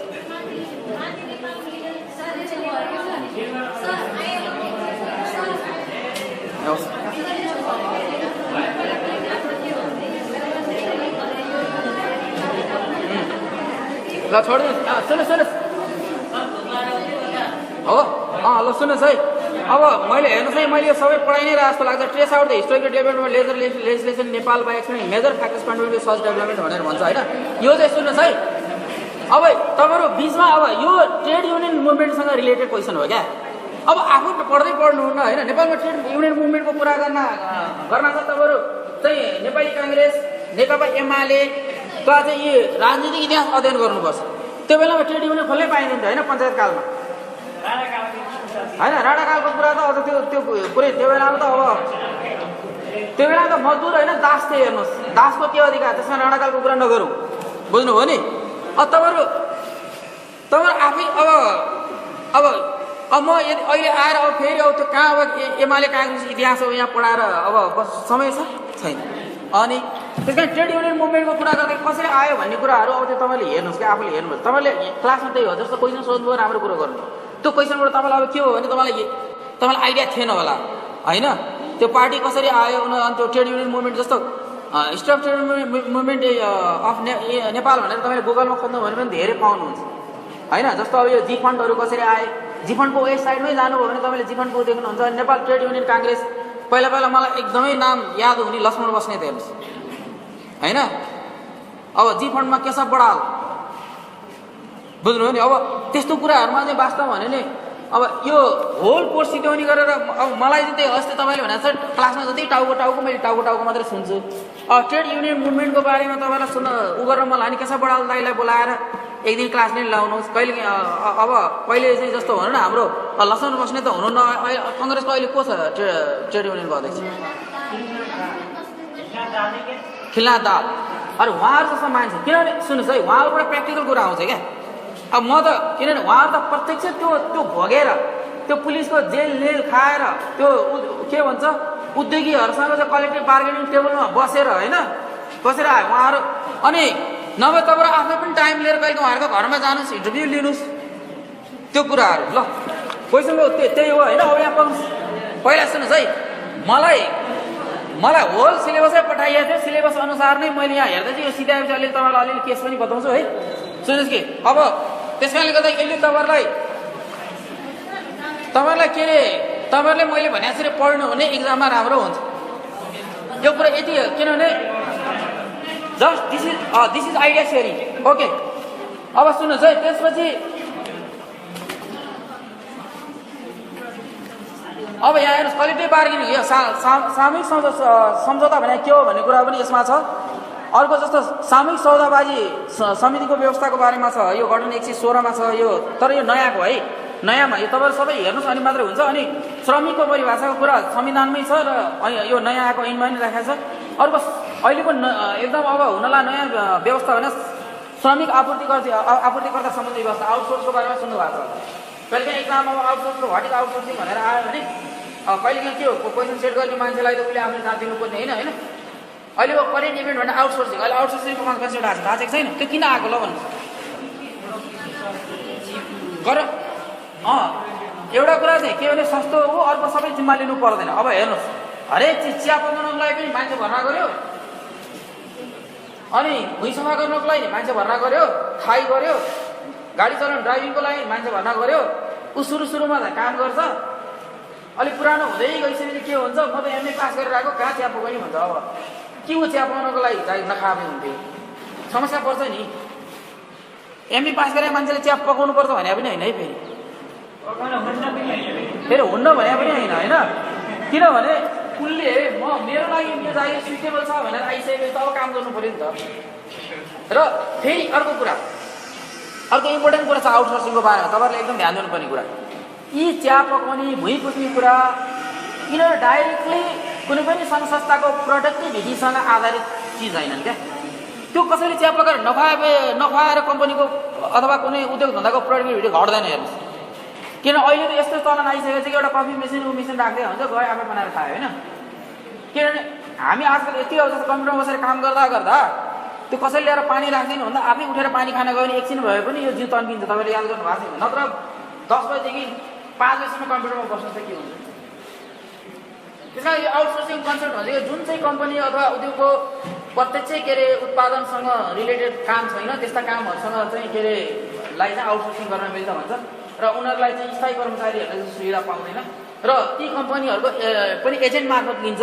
आउटसोर्सिङ गर्ने छुट्टै कम्पनी हुन्छ, उनीहरूले आफ्नो निःशुल्क सुविधा उनीहरूको सञ्चयकोष कार्डदेखि लिएर सबै त्यो जसले आउटसोर्सिङ कम्पनी खोल्या हुन्छ उसले गरिदिन्छ र उसको जुन सामाजिक अधिकारहरूको संरक्षण गरिदिने प्रत्याभूत गरिदिने काम पनि त्यही आउटसोर्सिङ गर्ने कम्पनीले गर्छ। अर्को ल्याउनेले काम लाउँछ, त्यति हो। उसले भने जस्तो काम भएन भने उसैलाई कम्प्लेन गर्छ, त्यो काम गर्ने मान्छेलाई कम्प्लेन पनि गर्दैन। तपाईँले पठाएको मान्छेलाई जस्तो भनौँ न, अब हाम्रो त काम गर्नेलाई गाली गर्ने चलन हुन्छ नि। अब आजकल त धेरै चलन हटाएको छ, नत्र त पिउलाई कसरी नराम्रोसँग गाली गर्ने चलन हुन्छ होइन अफिसमा होइन। कार्यालय सहायक भन्ने चलन भइसक्यो, त पिउन पनि भन्नु, अहिले कार्यालय सहयोगी भन्नुपर्छ हेर्नुहोस् होइन, ल्याङ्ग्वेज सेन्सिटिभ कुराहरू। तर अब त्यसरी आउटसोर्स गरेर कामदारलाई अब त्यो काम लगाउने रोजगारदाताले गाली गर्दैन क्या। उसले काम गरेर चित्त बुझेन भने जुन कम्पनीले त्यो आउटसोर्स मान्छेमा मान्छे पठाउँछ उसैलाई फोन गरेर तपाईँले पठाएको मान्छेले गरेको काम चित्त बुझेन भन्छ। अर्को कुरा अब यहाँ जस्तो अब यसले अब अहिले आउने नयाँ अब आउनलाई प्रस्तावित विधेयकले चाहिँ रोजगारीको प्रकारलाई पनि अब रोजगारीलाई पनि विभिन्न प्रकारमा बाँडेको छ। जस्तो नियमित रोजगारी भन्छ, कार्यगत रोजगारी, समयगत रोजगारी, आकस्मिक रोजगारी, आंशिक रोजगारी, यो टाइप्स अफ इम्प्लोइमेन्ट भनेर भन्छ नि। अब तपाईँले जाँच what is the type of employment define भनेर हामीले लेख्नु पऱ्यो नि होइन, त्यो कुराहरू। अब अर्को यो रोजगार सम्झौता सम्बन्धी व्यवस्था हेर्नुहोस्। अब यहाँ तपाईँको यहाँ सिलेबसमा के यहाँ कहाँनिर छ भने जस्तो तपाईँको हेर्नुहोस् है, एपोइन्टमेन्ट वर्कर्सको कुरा छ नि, म जाँदैछु क्या खास। अब त्यो रोजगार सम्झौता हिजोसम्म पनि ऐनले चाहिँ एपोइन्टमेन्ट लेटर दिएर काममा लाउनुपर्छ भनेर स्पष्ट बोलेको छैन क्या। हाम्रो श्रम ऐन 2048 हेर्नुहोस्, कसैलाई पनि काममा लाउँदाखेरि उसलाई नियुक्ति पत्र दिनुपर्छ भनेको छैन। त्यही नियुक्ति पत्र नदिकन काम हुन्छ, अनि पछि बिचरा कुनै कानुनी के अरे प्रश्न उठ्यो, कुनै उसलाई कानुनी के अरे अब सहायता लिनु पर्यो भने अब प्रमाण बिना उसले हार्छ कि हार्दैन भन्नुहोस् न मुद्दा। तर नियुक्ति पत्र दिनुपर्ने नियमले के गर्छ, अब उसले जस्तो कहिलेदेखि उसलाई काममा लगाएको मानिलिउँ ऊ थाहै कर्मचारी हो कि उसलाई चाहिँ परीक्षण कालमै निकालेको छ भन्ने कुरा विवाद पऱ्यो भने त त्यो रोजगार उसले त्यो नियुक्ति पत्रले सहायता गर्छ। अब अहिलेको त्यो एउटा व्यवस्था छ। अर्को जस्तो काम गर्ने समय सम्बन्धी व्यवस्था, त्यो पनि जस्तो 2048 सालको ऐनमा लेखा छैन क्या।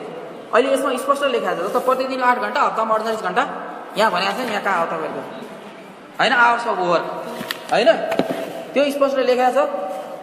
अब लगातार 5 घण्टा काम गरेर आधा घण्टा विश्राम दिनुपर्छ भनेको छ, र जस्तो बढी समय काम लाउँदा आधारभूत पारिश्रमिकको डेढी पारिश्रमिक दिनुपर्छ भन्ने व्यवस्था छ, त्यो ओभर टाइम दिनुपर्छ भन्ने कुराहरू। अब राति काम गर्ने महिला कामदारको लागि या महिला तथा बालबालिकाको व्यवस्था भन्ने छ, काम गर्नको लागि जस्तो के छ भने यातायातको व्यवस्था गर्नुपर्छ भन्ने व्यवस्थाहरू छ। यो नयाँ ऐनमा, पुरानो त्यो पहिला 48 सालकोमा छैन, यो प्रस्तावित विधेयकमा है, यो कुरा यो विधेयकमा भएको कुरा। अब प्रसुति विवाह सम्बन्धीमा पनि पहिला 48 सालको श्रम ऐनले हेर्नुहोस्, यो महिला तथा बालबालिकाहरूलाई हेर्नुपर्ने भनेको कुरा यिनीहरू नै हुन् क्या, यो युनिट 2 को। अब प्रसुति विवाहको कुरामा पनि जस्तो तपाईँको पहिला 52 दिन मात्र थियो, अहिले त्यसलाई बढाएर 14 हप्ता बनाएको छ। र पहिला जस्तो भनौँ न श्रम ऐन 2048 मा नभएको व्यवस्था, जस्तो अहिले चाहिँ श्रीमानले पनि 15 दिन सुत्केरी सेवा बिदा भनेर पाउँछ।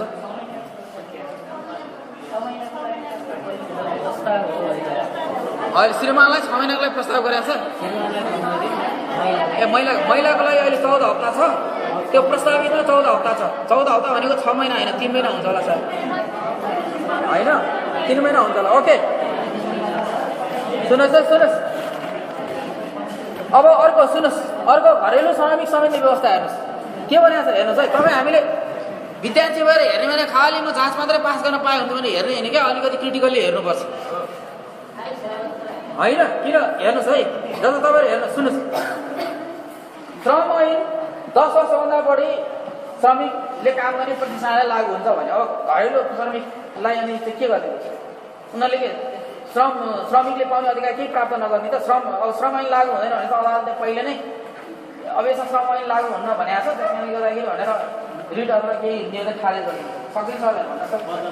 तर अब अहिले प्रस्तावितमा के गरेको छ, घरेलु श्रमिक समिति पनि व्यवस्था गरेको छ। उसलाई पनि श्रम ऐन अन्तर्गतका सुविधाहरू प्रदान गर्नुपर्छ, न्यूनतम वेज दिनुपर्छ। अब तपाईँ हामीले 2000 मा भाडा मान्ने मान्छे राख्छु भनेर चाहिँ सम्भव नहोला कि अहिलेसम्म त होइन। भाडा मान्ने मान्छेले के पैसा धेरै दिने, 2000 मा भइहाल्छ नि भन्ने हुन्छ।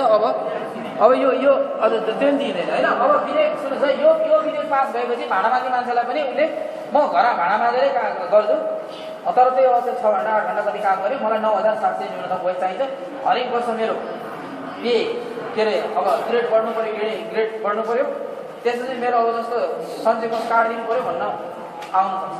10% छुट्याइदिएर खाता बसेर त्यो हालिदिनु पर्ने अवस्था, अथवा के व्यवस्था गर्न सरकारले, त्यो एउटा व्यवस्था, एउटा राम्रो व्यवस्था भएको छ हेर्नुहोस्। र अर्को सुन्नुहोस् है, अब अघि मैले भनिसकेँ के अरे प्रत्येक 2 वर्षमा अब पारिश्रमिक वृद्धि गर्नुपर्छ, र अनि बदुवा मजदुर राख्न पाइँदैन। अब त्यो परम्परागतदेखि नै राखे हो, त्यही भएर ऊ जान मानेन। हाम्रो त अब कहिले काहीँ के ऊ जान मानेन भनेर राखेको छ नि त, कति त्यो पनि गर्न पाएन। ऊ जान मानेन भनेर राख्यो भने पनि 2 वर्ष कैद वा 5 लाख जरिवाना वा दुवै सजाय हुन्छ। अब अलिकति एउटा यहाँ केसहरू पनि दिएको छ। अब तपाईँहरूको यो अलिकति म सिलेबसमा अलिकति म तपाईँलाई छुन्छु है। जस्तो यहाँ मैले छुन नपाएँ, जस्तो यो लेबर वेलफेयरको कुराहरू, लेबर वेलफेयरको कुरा के गर्दा लेबर वेलफेयर हुन्छ भन्दाखेरि चाहिँ तपाईँको जस्तो भनौँ न, सबभन्दा ठुलो कुरा त उसको आर्थिक के अरे के भन्छ सुनिश्चितता। त्यो आर्थिक सुनिश्चितता कुन बेला हुन्छ भने एउटा कुरा रोजगारीको, लेबर वेलफेयरसँग रिलेटेड के छ भने रोजगारीको सुरक्षा, सेक्युरिटी अफ इम्प्लोइमेन्ट। किनभने म सेक्युर छु, जस्तो तपाईँ हामी सबैजना सरकारी जागिर खान जान खोज्या किन सुरक्षा छ भनेर त हो नि। बाहिर के हो जस्तो अब अस्ति भर्खर अब एउटा कम्पनीले मलाई 2.5 लाख रुपियाँ अफर गर्यो।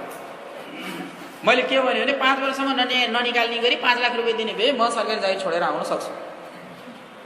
किन नत्र मलाई पोसाउँदैन, किनभने म जागिर छोडे पनि म 80 वर्ष 90 वर्ष बाँचेँ भने नि मलाई पेन्सन दिन्छ। म त सबै जोड्दाखेरि अहिले जाँदा मलाई 2.5 लाख रुपियाँले पनि म त्यो भ्याउँदैन। 5 लाखसम्म उसले 5 वर्ष दियो भने चाहिँ के हुन्छ भने मैले हिसाब गर्दाखेरि मेरो 5 वर्षमा 3 करोड रुपियाँ हुन्छ।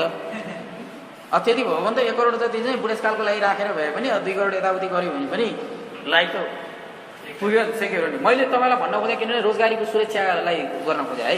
फेरि अब त्यो मेरो बढाइ चढाइ गरेँ है, रोजगारीको सुरक्षा। किन सरकारी जागिर, किनभने बरु म पिउनको भयो भने सरकारी जागिर खान्छु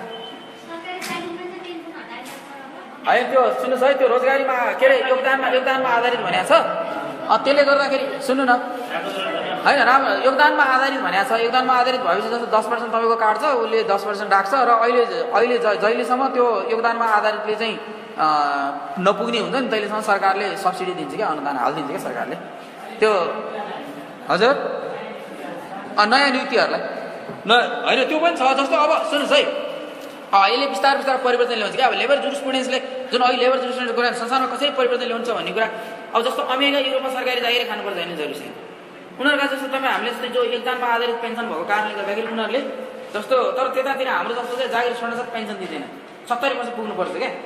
70 वर्ष पुगेपछि उसले कुनै कम्पनी अब काहीँ सरकारी गैर सरकारी जहाँ जागिर खान्छ 70 वर्षपछि उसले पाउँछ। त्यो सोसियल सेक्युरिटीको कुराहरू र केही नपाउने रहेछ भने त्यो खोजेर सरकारले उसलाई के दिया हुन्छ भने एउटा के भन्छ कुपन जस्तो दिन्छ अरे क्या। रोजगारी नहुने जस्तो तपाईँ हामी जस्तो चाहिँ लक्का जवान मान्छेले रोजगारी छैन, भात खान पाएन भनेर त्यहाँ उनीहरूको त्यो सोसियल सेक्युरिटी अफिस हुन्छ होइन, हुन्छ अरे, त्यहाँ चाहिँ कुपन दिन्छ अरे। त्यो कुपन जहाँ लग्यो त्यो उसले तोकेको ठाउँमा लगेपछि उसले खाना दिन्छ अरे क्या त्यो कुपन पाएको। बुझ्नुभयो नि? त्यस कारणले गर्दाखेरि त्यो खालको अब उतातिर विभिन्न जबहरू छोड्दै जागिर खाइ नि केही फरक पर्दैन। अब भोलि यहाँ पनि त्यही हुनेवाला छ क्या। योगदानमा आधारित हुन त भोलि चाहिँ प्राइभेट कम्पनीहरूले पनि दिएको छ नि, किनभने जस्तो तपाईँ एनसेलमा जागिर खाने मान्छेलाई सरकारी जागिर खानुपर्छ पर्दैन नि त होइन। त्यस्तै हो, सूर्य नेपालमा जागिर खाने मान्छेले सरकारी जागिर खानु पर्दैन। सूर्य नेपालमा त क्वार्टरको समेत व्यवस्था छ, बाँचुन्जेल बच्चा बच्चालाई पढाउने व्यवस्था छ होइन, होइन घुस खानु पनि परेन। सबभन्दा चाहिँ वास्तवमा होइन त्यो चाहिँ एकदम राम्रो कुरो हो। अब त्यही अघि मैले भने नि मसँग मोबाइल किन्न क्षमता नभए के त्यो घुस खाने पनि त्यही हेर्नुहोस्। अब सबैलाई सबै कुरा पुग्ने भए खाँदैनन् होला भन्ने मेरो प्रिजम्सन हो है। अब कोही चाहिँ अब होइन पुगेर नि खाने भने त्यो बदमासहरू हुने हेर्नु, त्यो क्रिमिनल माइन्डहरू।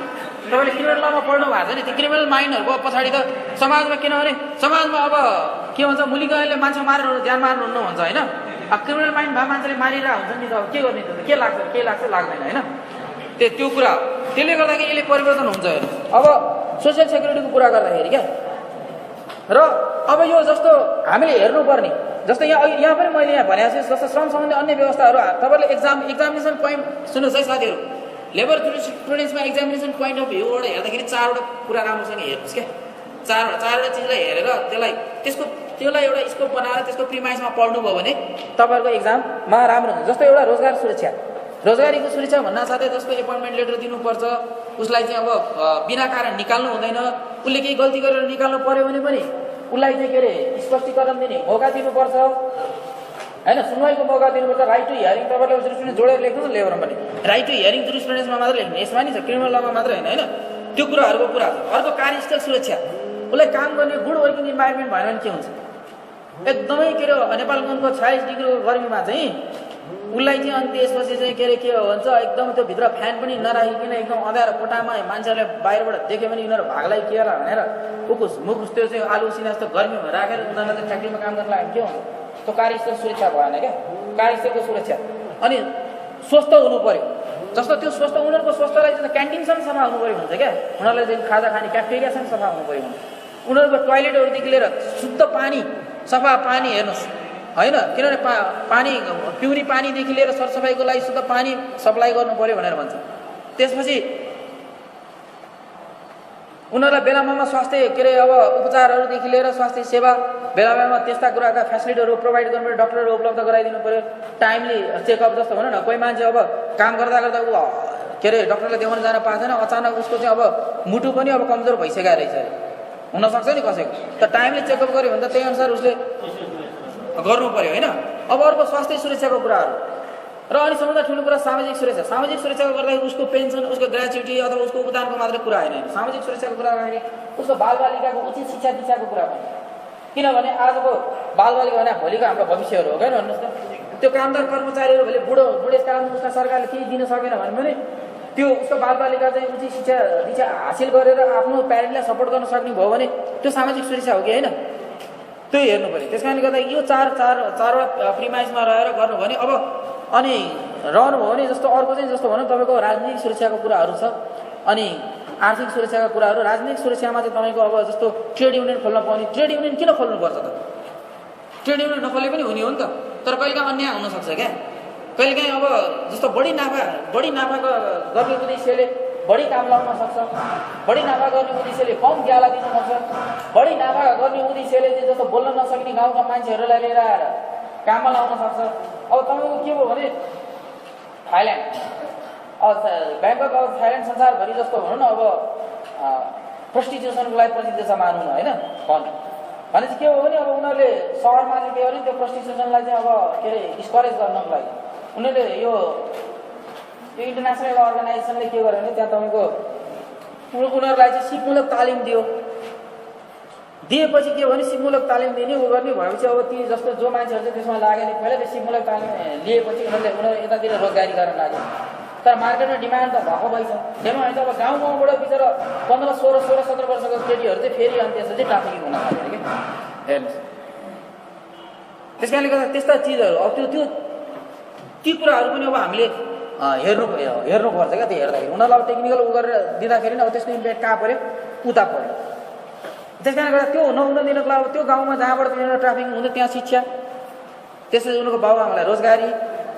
त्यो हुने त स्कुल जान्थे नि खास वास्तवमा भने स्कुल जान नपाएर उनीहरूले त्यतातिर आउनु पऱ्यो ती कुरा हेर्नु पऱ्यो अनि त्यो कलेक्टिभ बार्गेनिङको कुराहरू जस्तो ट्रेड युनियन अब ऐन अन्तर्गत ट्रेड युनियनको बारेमा भन्नु ट्रेड युनियन दर्ता गर्नको लागि ट्रेड युनियन चाहिँ जस्तो पञ्जीका अधिकारीको कार्यालयमा दर्ता गर्ने भन्छ त्यो भने अहिलेसम्म जिल्ला प्रशासन कार्यालयमै दर्ता हुन्छ नेपालको होइन अनि त्यो सिडिएमै दर्ता हुन्छ र त्यो दर्ता गर्नको लागि कुनै पनि प्रतिष्ठानमा काम गर्ने कर्मचारीहरूको 25% उनीहरूले आफ्नो ट्रेड युनियनको विधान बनाएर त्यो ट्रेड युनियन ऐनसँग नबाजिने गरी श्रम ऐनसँग नबाजिने गरी त्यो विधान बनाएर अनि त्यसपछि त्यहाँ दर्ता गर्ने 25%ले हस्ताक्षर गर्नुपर्छ र त्यो 25% हस्ताक्षर गरेर चाहिँ विधिवत रूपमा ट्रेड युनियन दर्ता हुन्छ र ट्रेड युनियन अहिले अब अफिसमा विभिन्न खालका ट्रेड युनियनहरू हुन्छन् त्यसमा पनि आधिकारिक ट्रेड युनियन एउटै मात्रै हुन्छ त्यो आधिकारिक ट्रेड युनियनलाई मात्र व्यवस्थापकसँग वार्ता गर्ने अधिकार हुन्छ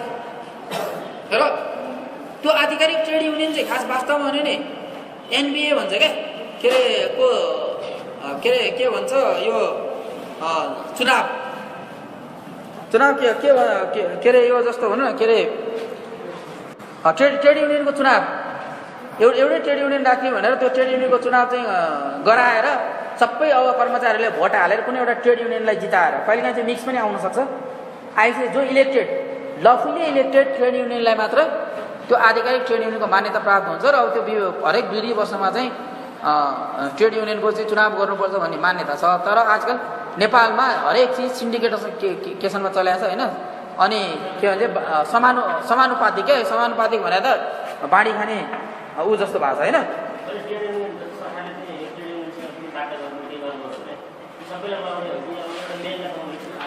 आजकल यस्तो हुन्छ क्या सुन्नु न अब जस्तो कसले सबै चारैवटा मिलेर नेपालमा 4वटा भएर 4वटा भने है फेरि अब भोलि 8वटा नै होला राजपाको ट्रेड युनियन आउने बाँकी छ होइन अब अर्को नयाँ शक्तिको ट्रेड युनियन आउन बाँकी होला होइन राप्रपाको बाँकी होला होइन अनि सुन्नुहोस् है अब के गर्छ नि कुनै एउटा ट्रेड युनियनले आन्दोलन गर्छ गरिसकेपछि म्यानेजमेन्टले त्यही ट्रेड युनियनलाई बोलाएर वार्ता गरिसकेपछि के हुन्छ भने अब त्यो सबैमा सहमत हुने जस्तो अवस्था आएपछि नि उसले के गर्छ भने अब तँसँग मात्रै मैले सम्झौता गरेँ भने फेरि अर्को ट्रेड युनियनले उपद्रव गरिहाल्छ त्यस कारण तैँले सकेसम्म अरू ट्रेड युनियनको पनि प्रतिनिधि बोलाएर यो अन्तिम सम्झौतामा चाहिँ हस्ताक्षर गर्ने वातावरण मिला भन्छ क्या अनि उनीहरूले गएर अनि आफ्ना अरू 3-4वटा ट्रेड युनियनसँग कुरा गर्छन् मान्यो भने आएर सिग्नेचर गर्छन् हेर्नुहोस् त्यो सम्झौता हुन्छ कहिलेकाहीँ के हुन्छ भने कुनै ट्रेड युनियनले अर्को थाप्छ उसले सिग्नेचर गर्दैन अनि अर्को 6 महिनापछि त्यो सिग्नेचर नगर्ने ट्रेड युनियनले फेरि आन्दोलन गर्छ अहिले नेपालमा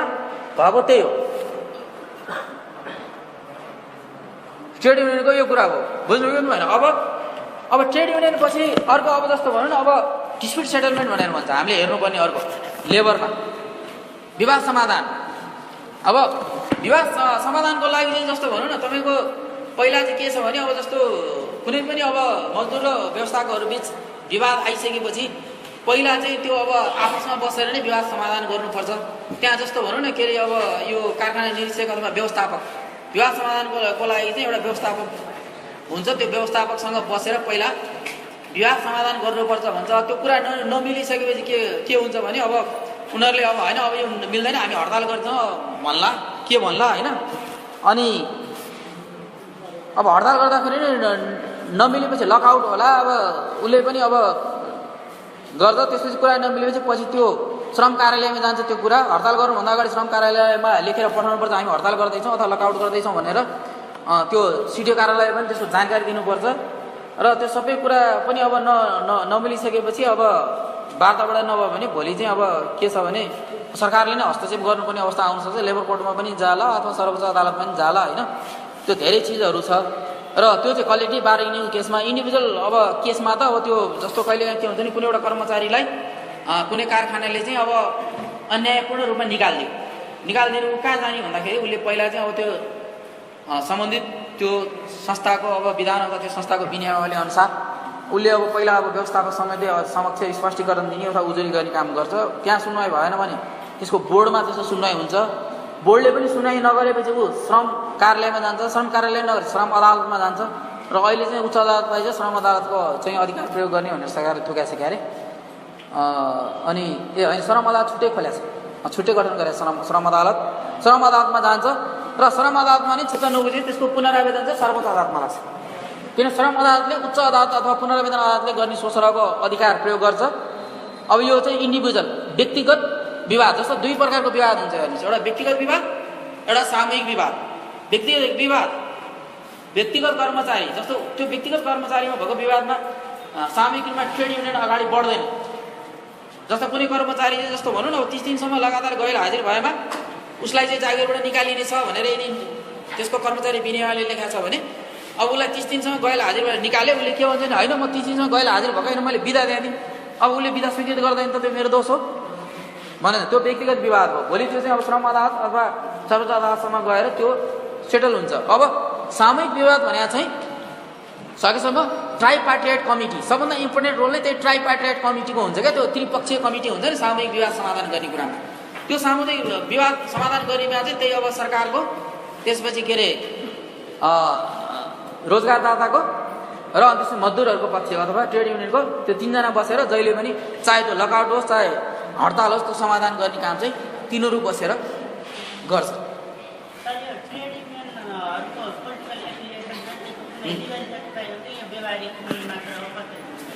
यो चाहिँ अब व्यवहारिक हेर्नुहोस् किनभने जस्तो तपाईँको अब यो खास कुनै पोलिटिकल पार्टीसँग सुन्नुहोस् है कुनै पोलिटिकल पार्टीसँग एफिलिएट नभइकन पनि ट्रेड युनियन हामीले 25% कर्मचारीको हस्ताक्षर गरेर दर्ता गर्न सक्छौँ। तर समस्या के हुन्छ भने भोलि केही पऱ्यो भने जस्तो पोलिटिकल पार्टीको ब्याकअप नभएको ट्रेड युनियनलाई व्यवस्थापकले टेर्दैन। व्यवस्थापकले किन टेर्दैन भने यो 25-40 जना मान्छेले हामीले के बिगार्न सक्छ र के लसार्न सक्छ भनेर। तर के हुन्छ भने तपाईँको अब जस्तो कुनै एउटा पोलिटिकल पार्टीसँग रिलेटेड अब ट्रेड युनियन छ मान्छे काङ्ग्रेससँग रिलेटेड ट्रेड युनियन छ उसले हडताल गरे के गर्यो व्यवस्थापनले सुनेन केही गरेन।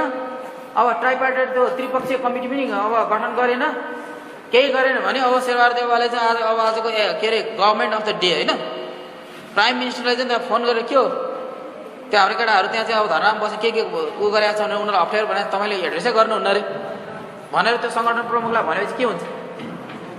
त्यस कारणले गर्दाखेरि पोलिटिकल एफिलिएसन चाहिँ उनीहरूलाई आफ्नै ब्याकअपको लागि हो कि त्यो कुरा त्यो। अब त्यो अलिकति केही केसहरू गरौँ है। जस्तो यो तपाईँहरूको यो यसमै छ केस के अरे अनि यो अलिकति यो डिसिप्लिन एक्सनमा मिसकन्डक्टको कुराहरू छ। अब यो पनि ऐनमै छ के कुरा गर्दाखेरि चाहिँ दुराचार हुने के आचरणविहीन कार्यहरू हुने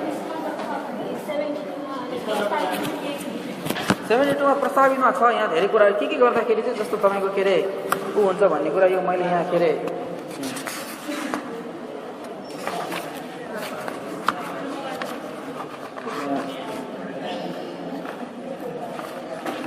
जस्तो हेर्नु न यो रोजगारीको सुरक्षा भनेर यहाँ परिषद 21मा यही छ क्या। तपाईँले राम्रोसँग यो पढ्नुभयो भने तपाईँले गर्न नसक्ने भन्ने कुरा केही छैन।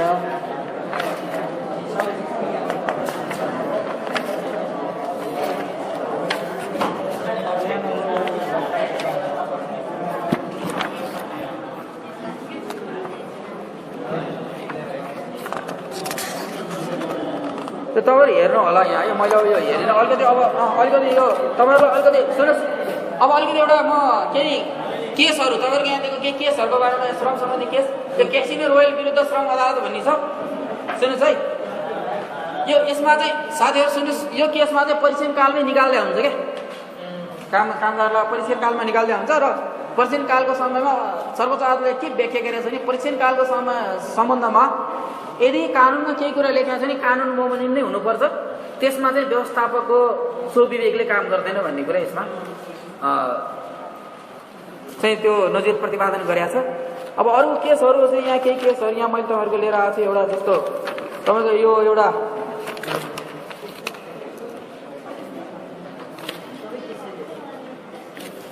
यो वीर हस्पिटलमा कार्यरत यो ल्याब टेक्निसियन रविन्द्र श्रेष्ठ विरुद्ध अब यो के अरे श्रम अदालत भन्ने केस छ। नेपाल सरकार स्वास्थ्य तथा जनसङ्ख्या मन्त्रालय राम साहबत यसमा पनि के भनेको छ भने जस्तो सुन्नुहोस् है, संविधानसँग कानुन अमान्य भएको भन्ने निवेदनको निरूपणका लागि यस अदालतले लिने गरेको आधारहरूमा विधायिका निमित्त कानुन संविधान सम्मत रहेको अनुमान गरिन्छ र कानुन संविधानसँग बाजेको छ भने जिकिर लिने पक्षले सो कुरा स्पष्ट किसिमले प्रमाणित गर्नुपर्छ। यसको लागि यिनले सफा हात लिएर आउनुपर्छ र उल्लेखित कानुनले स्वीकार गरेको त्यसबाट फाइदा लिएको देखिनु हुँदैन। बाजेको कुरा सामान्य विवेक भएको मानिसले सहज रूपमा थाहा पाउन सक्नुपर्ने हुनुपर्छ। सामान्य मानिसले त्यसरी बुझ्न सक्दैन भने त्यसलाई बाजेको भनेर अदालतले बलपूर्वक व्याख्या गर्न मिल्दैन भन्छ क्या एउटा। अब अर्को चाहिँ यो एउटा एकदम इम्पोर्टेन्ट कुरा यहाँ के छ भने जस्तो तपाईँको यो सशस्त्र प्रहरी वरिष्ठ हलदार विरुद्ध सशस्त्र प्रहरी बल प्रधान कार्यालयमा चाहिँ रोजगारीको अधिकार जीवन अधिकार राइट टु लाइफसँग जोडिएको छ भनेर यसमा प्रतिपादन भएको छ क्या। यो कुराहरू छ। अब यो केसहरू यिनै हुन्। अब यति भन्दै आजको यो क्लास मेरो तर्फमा सकेँ।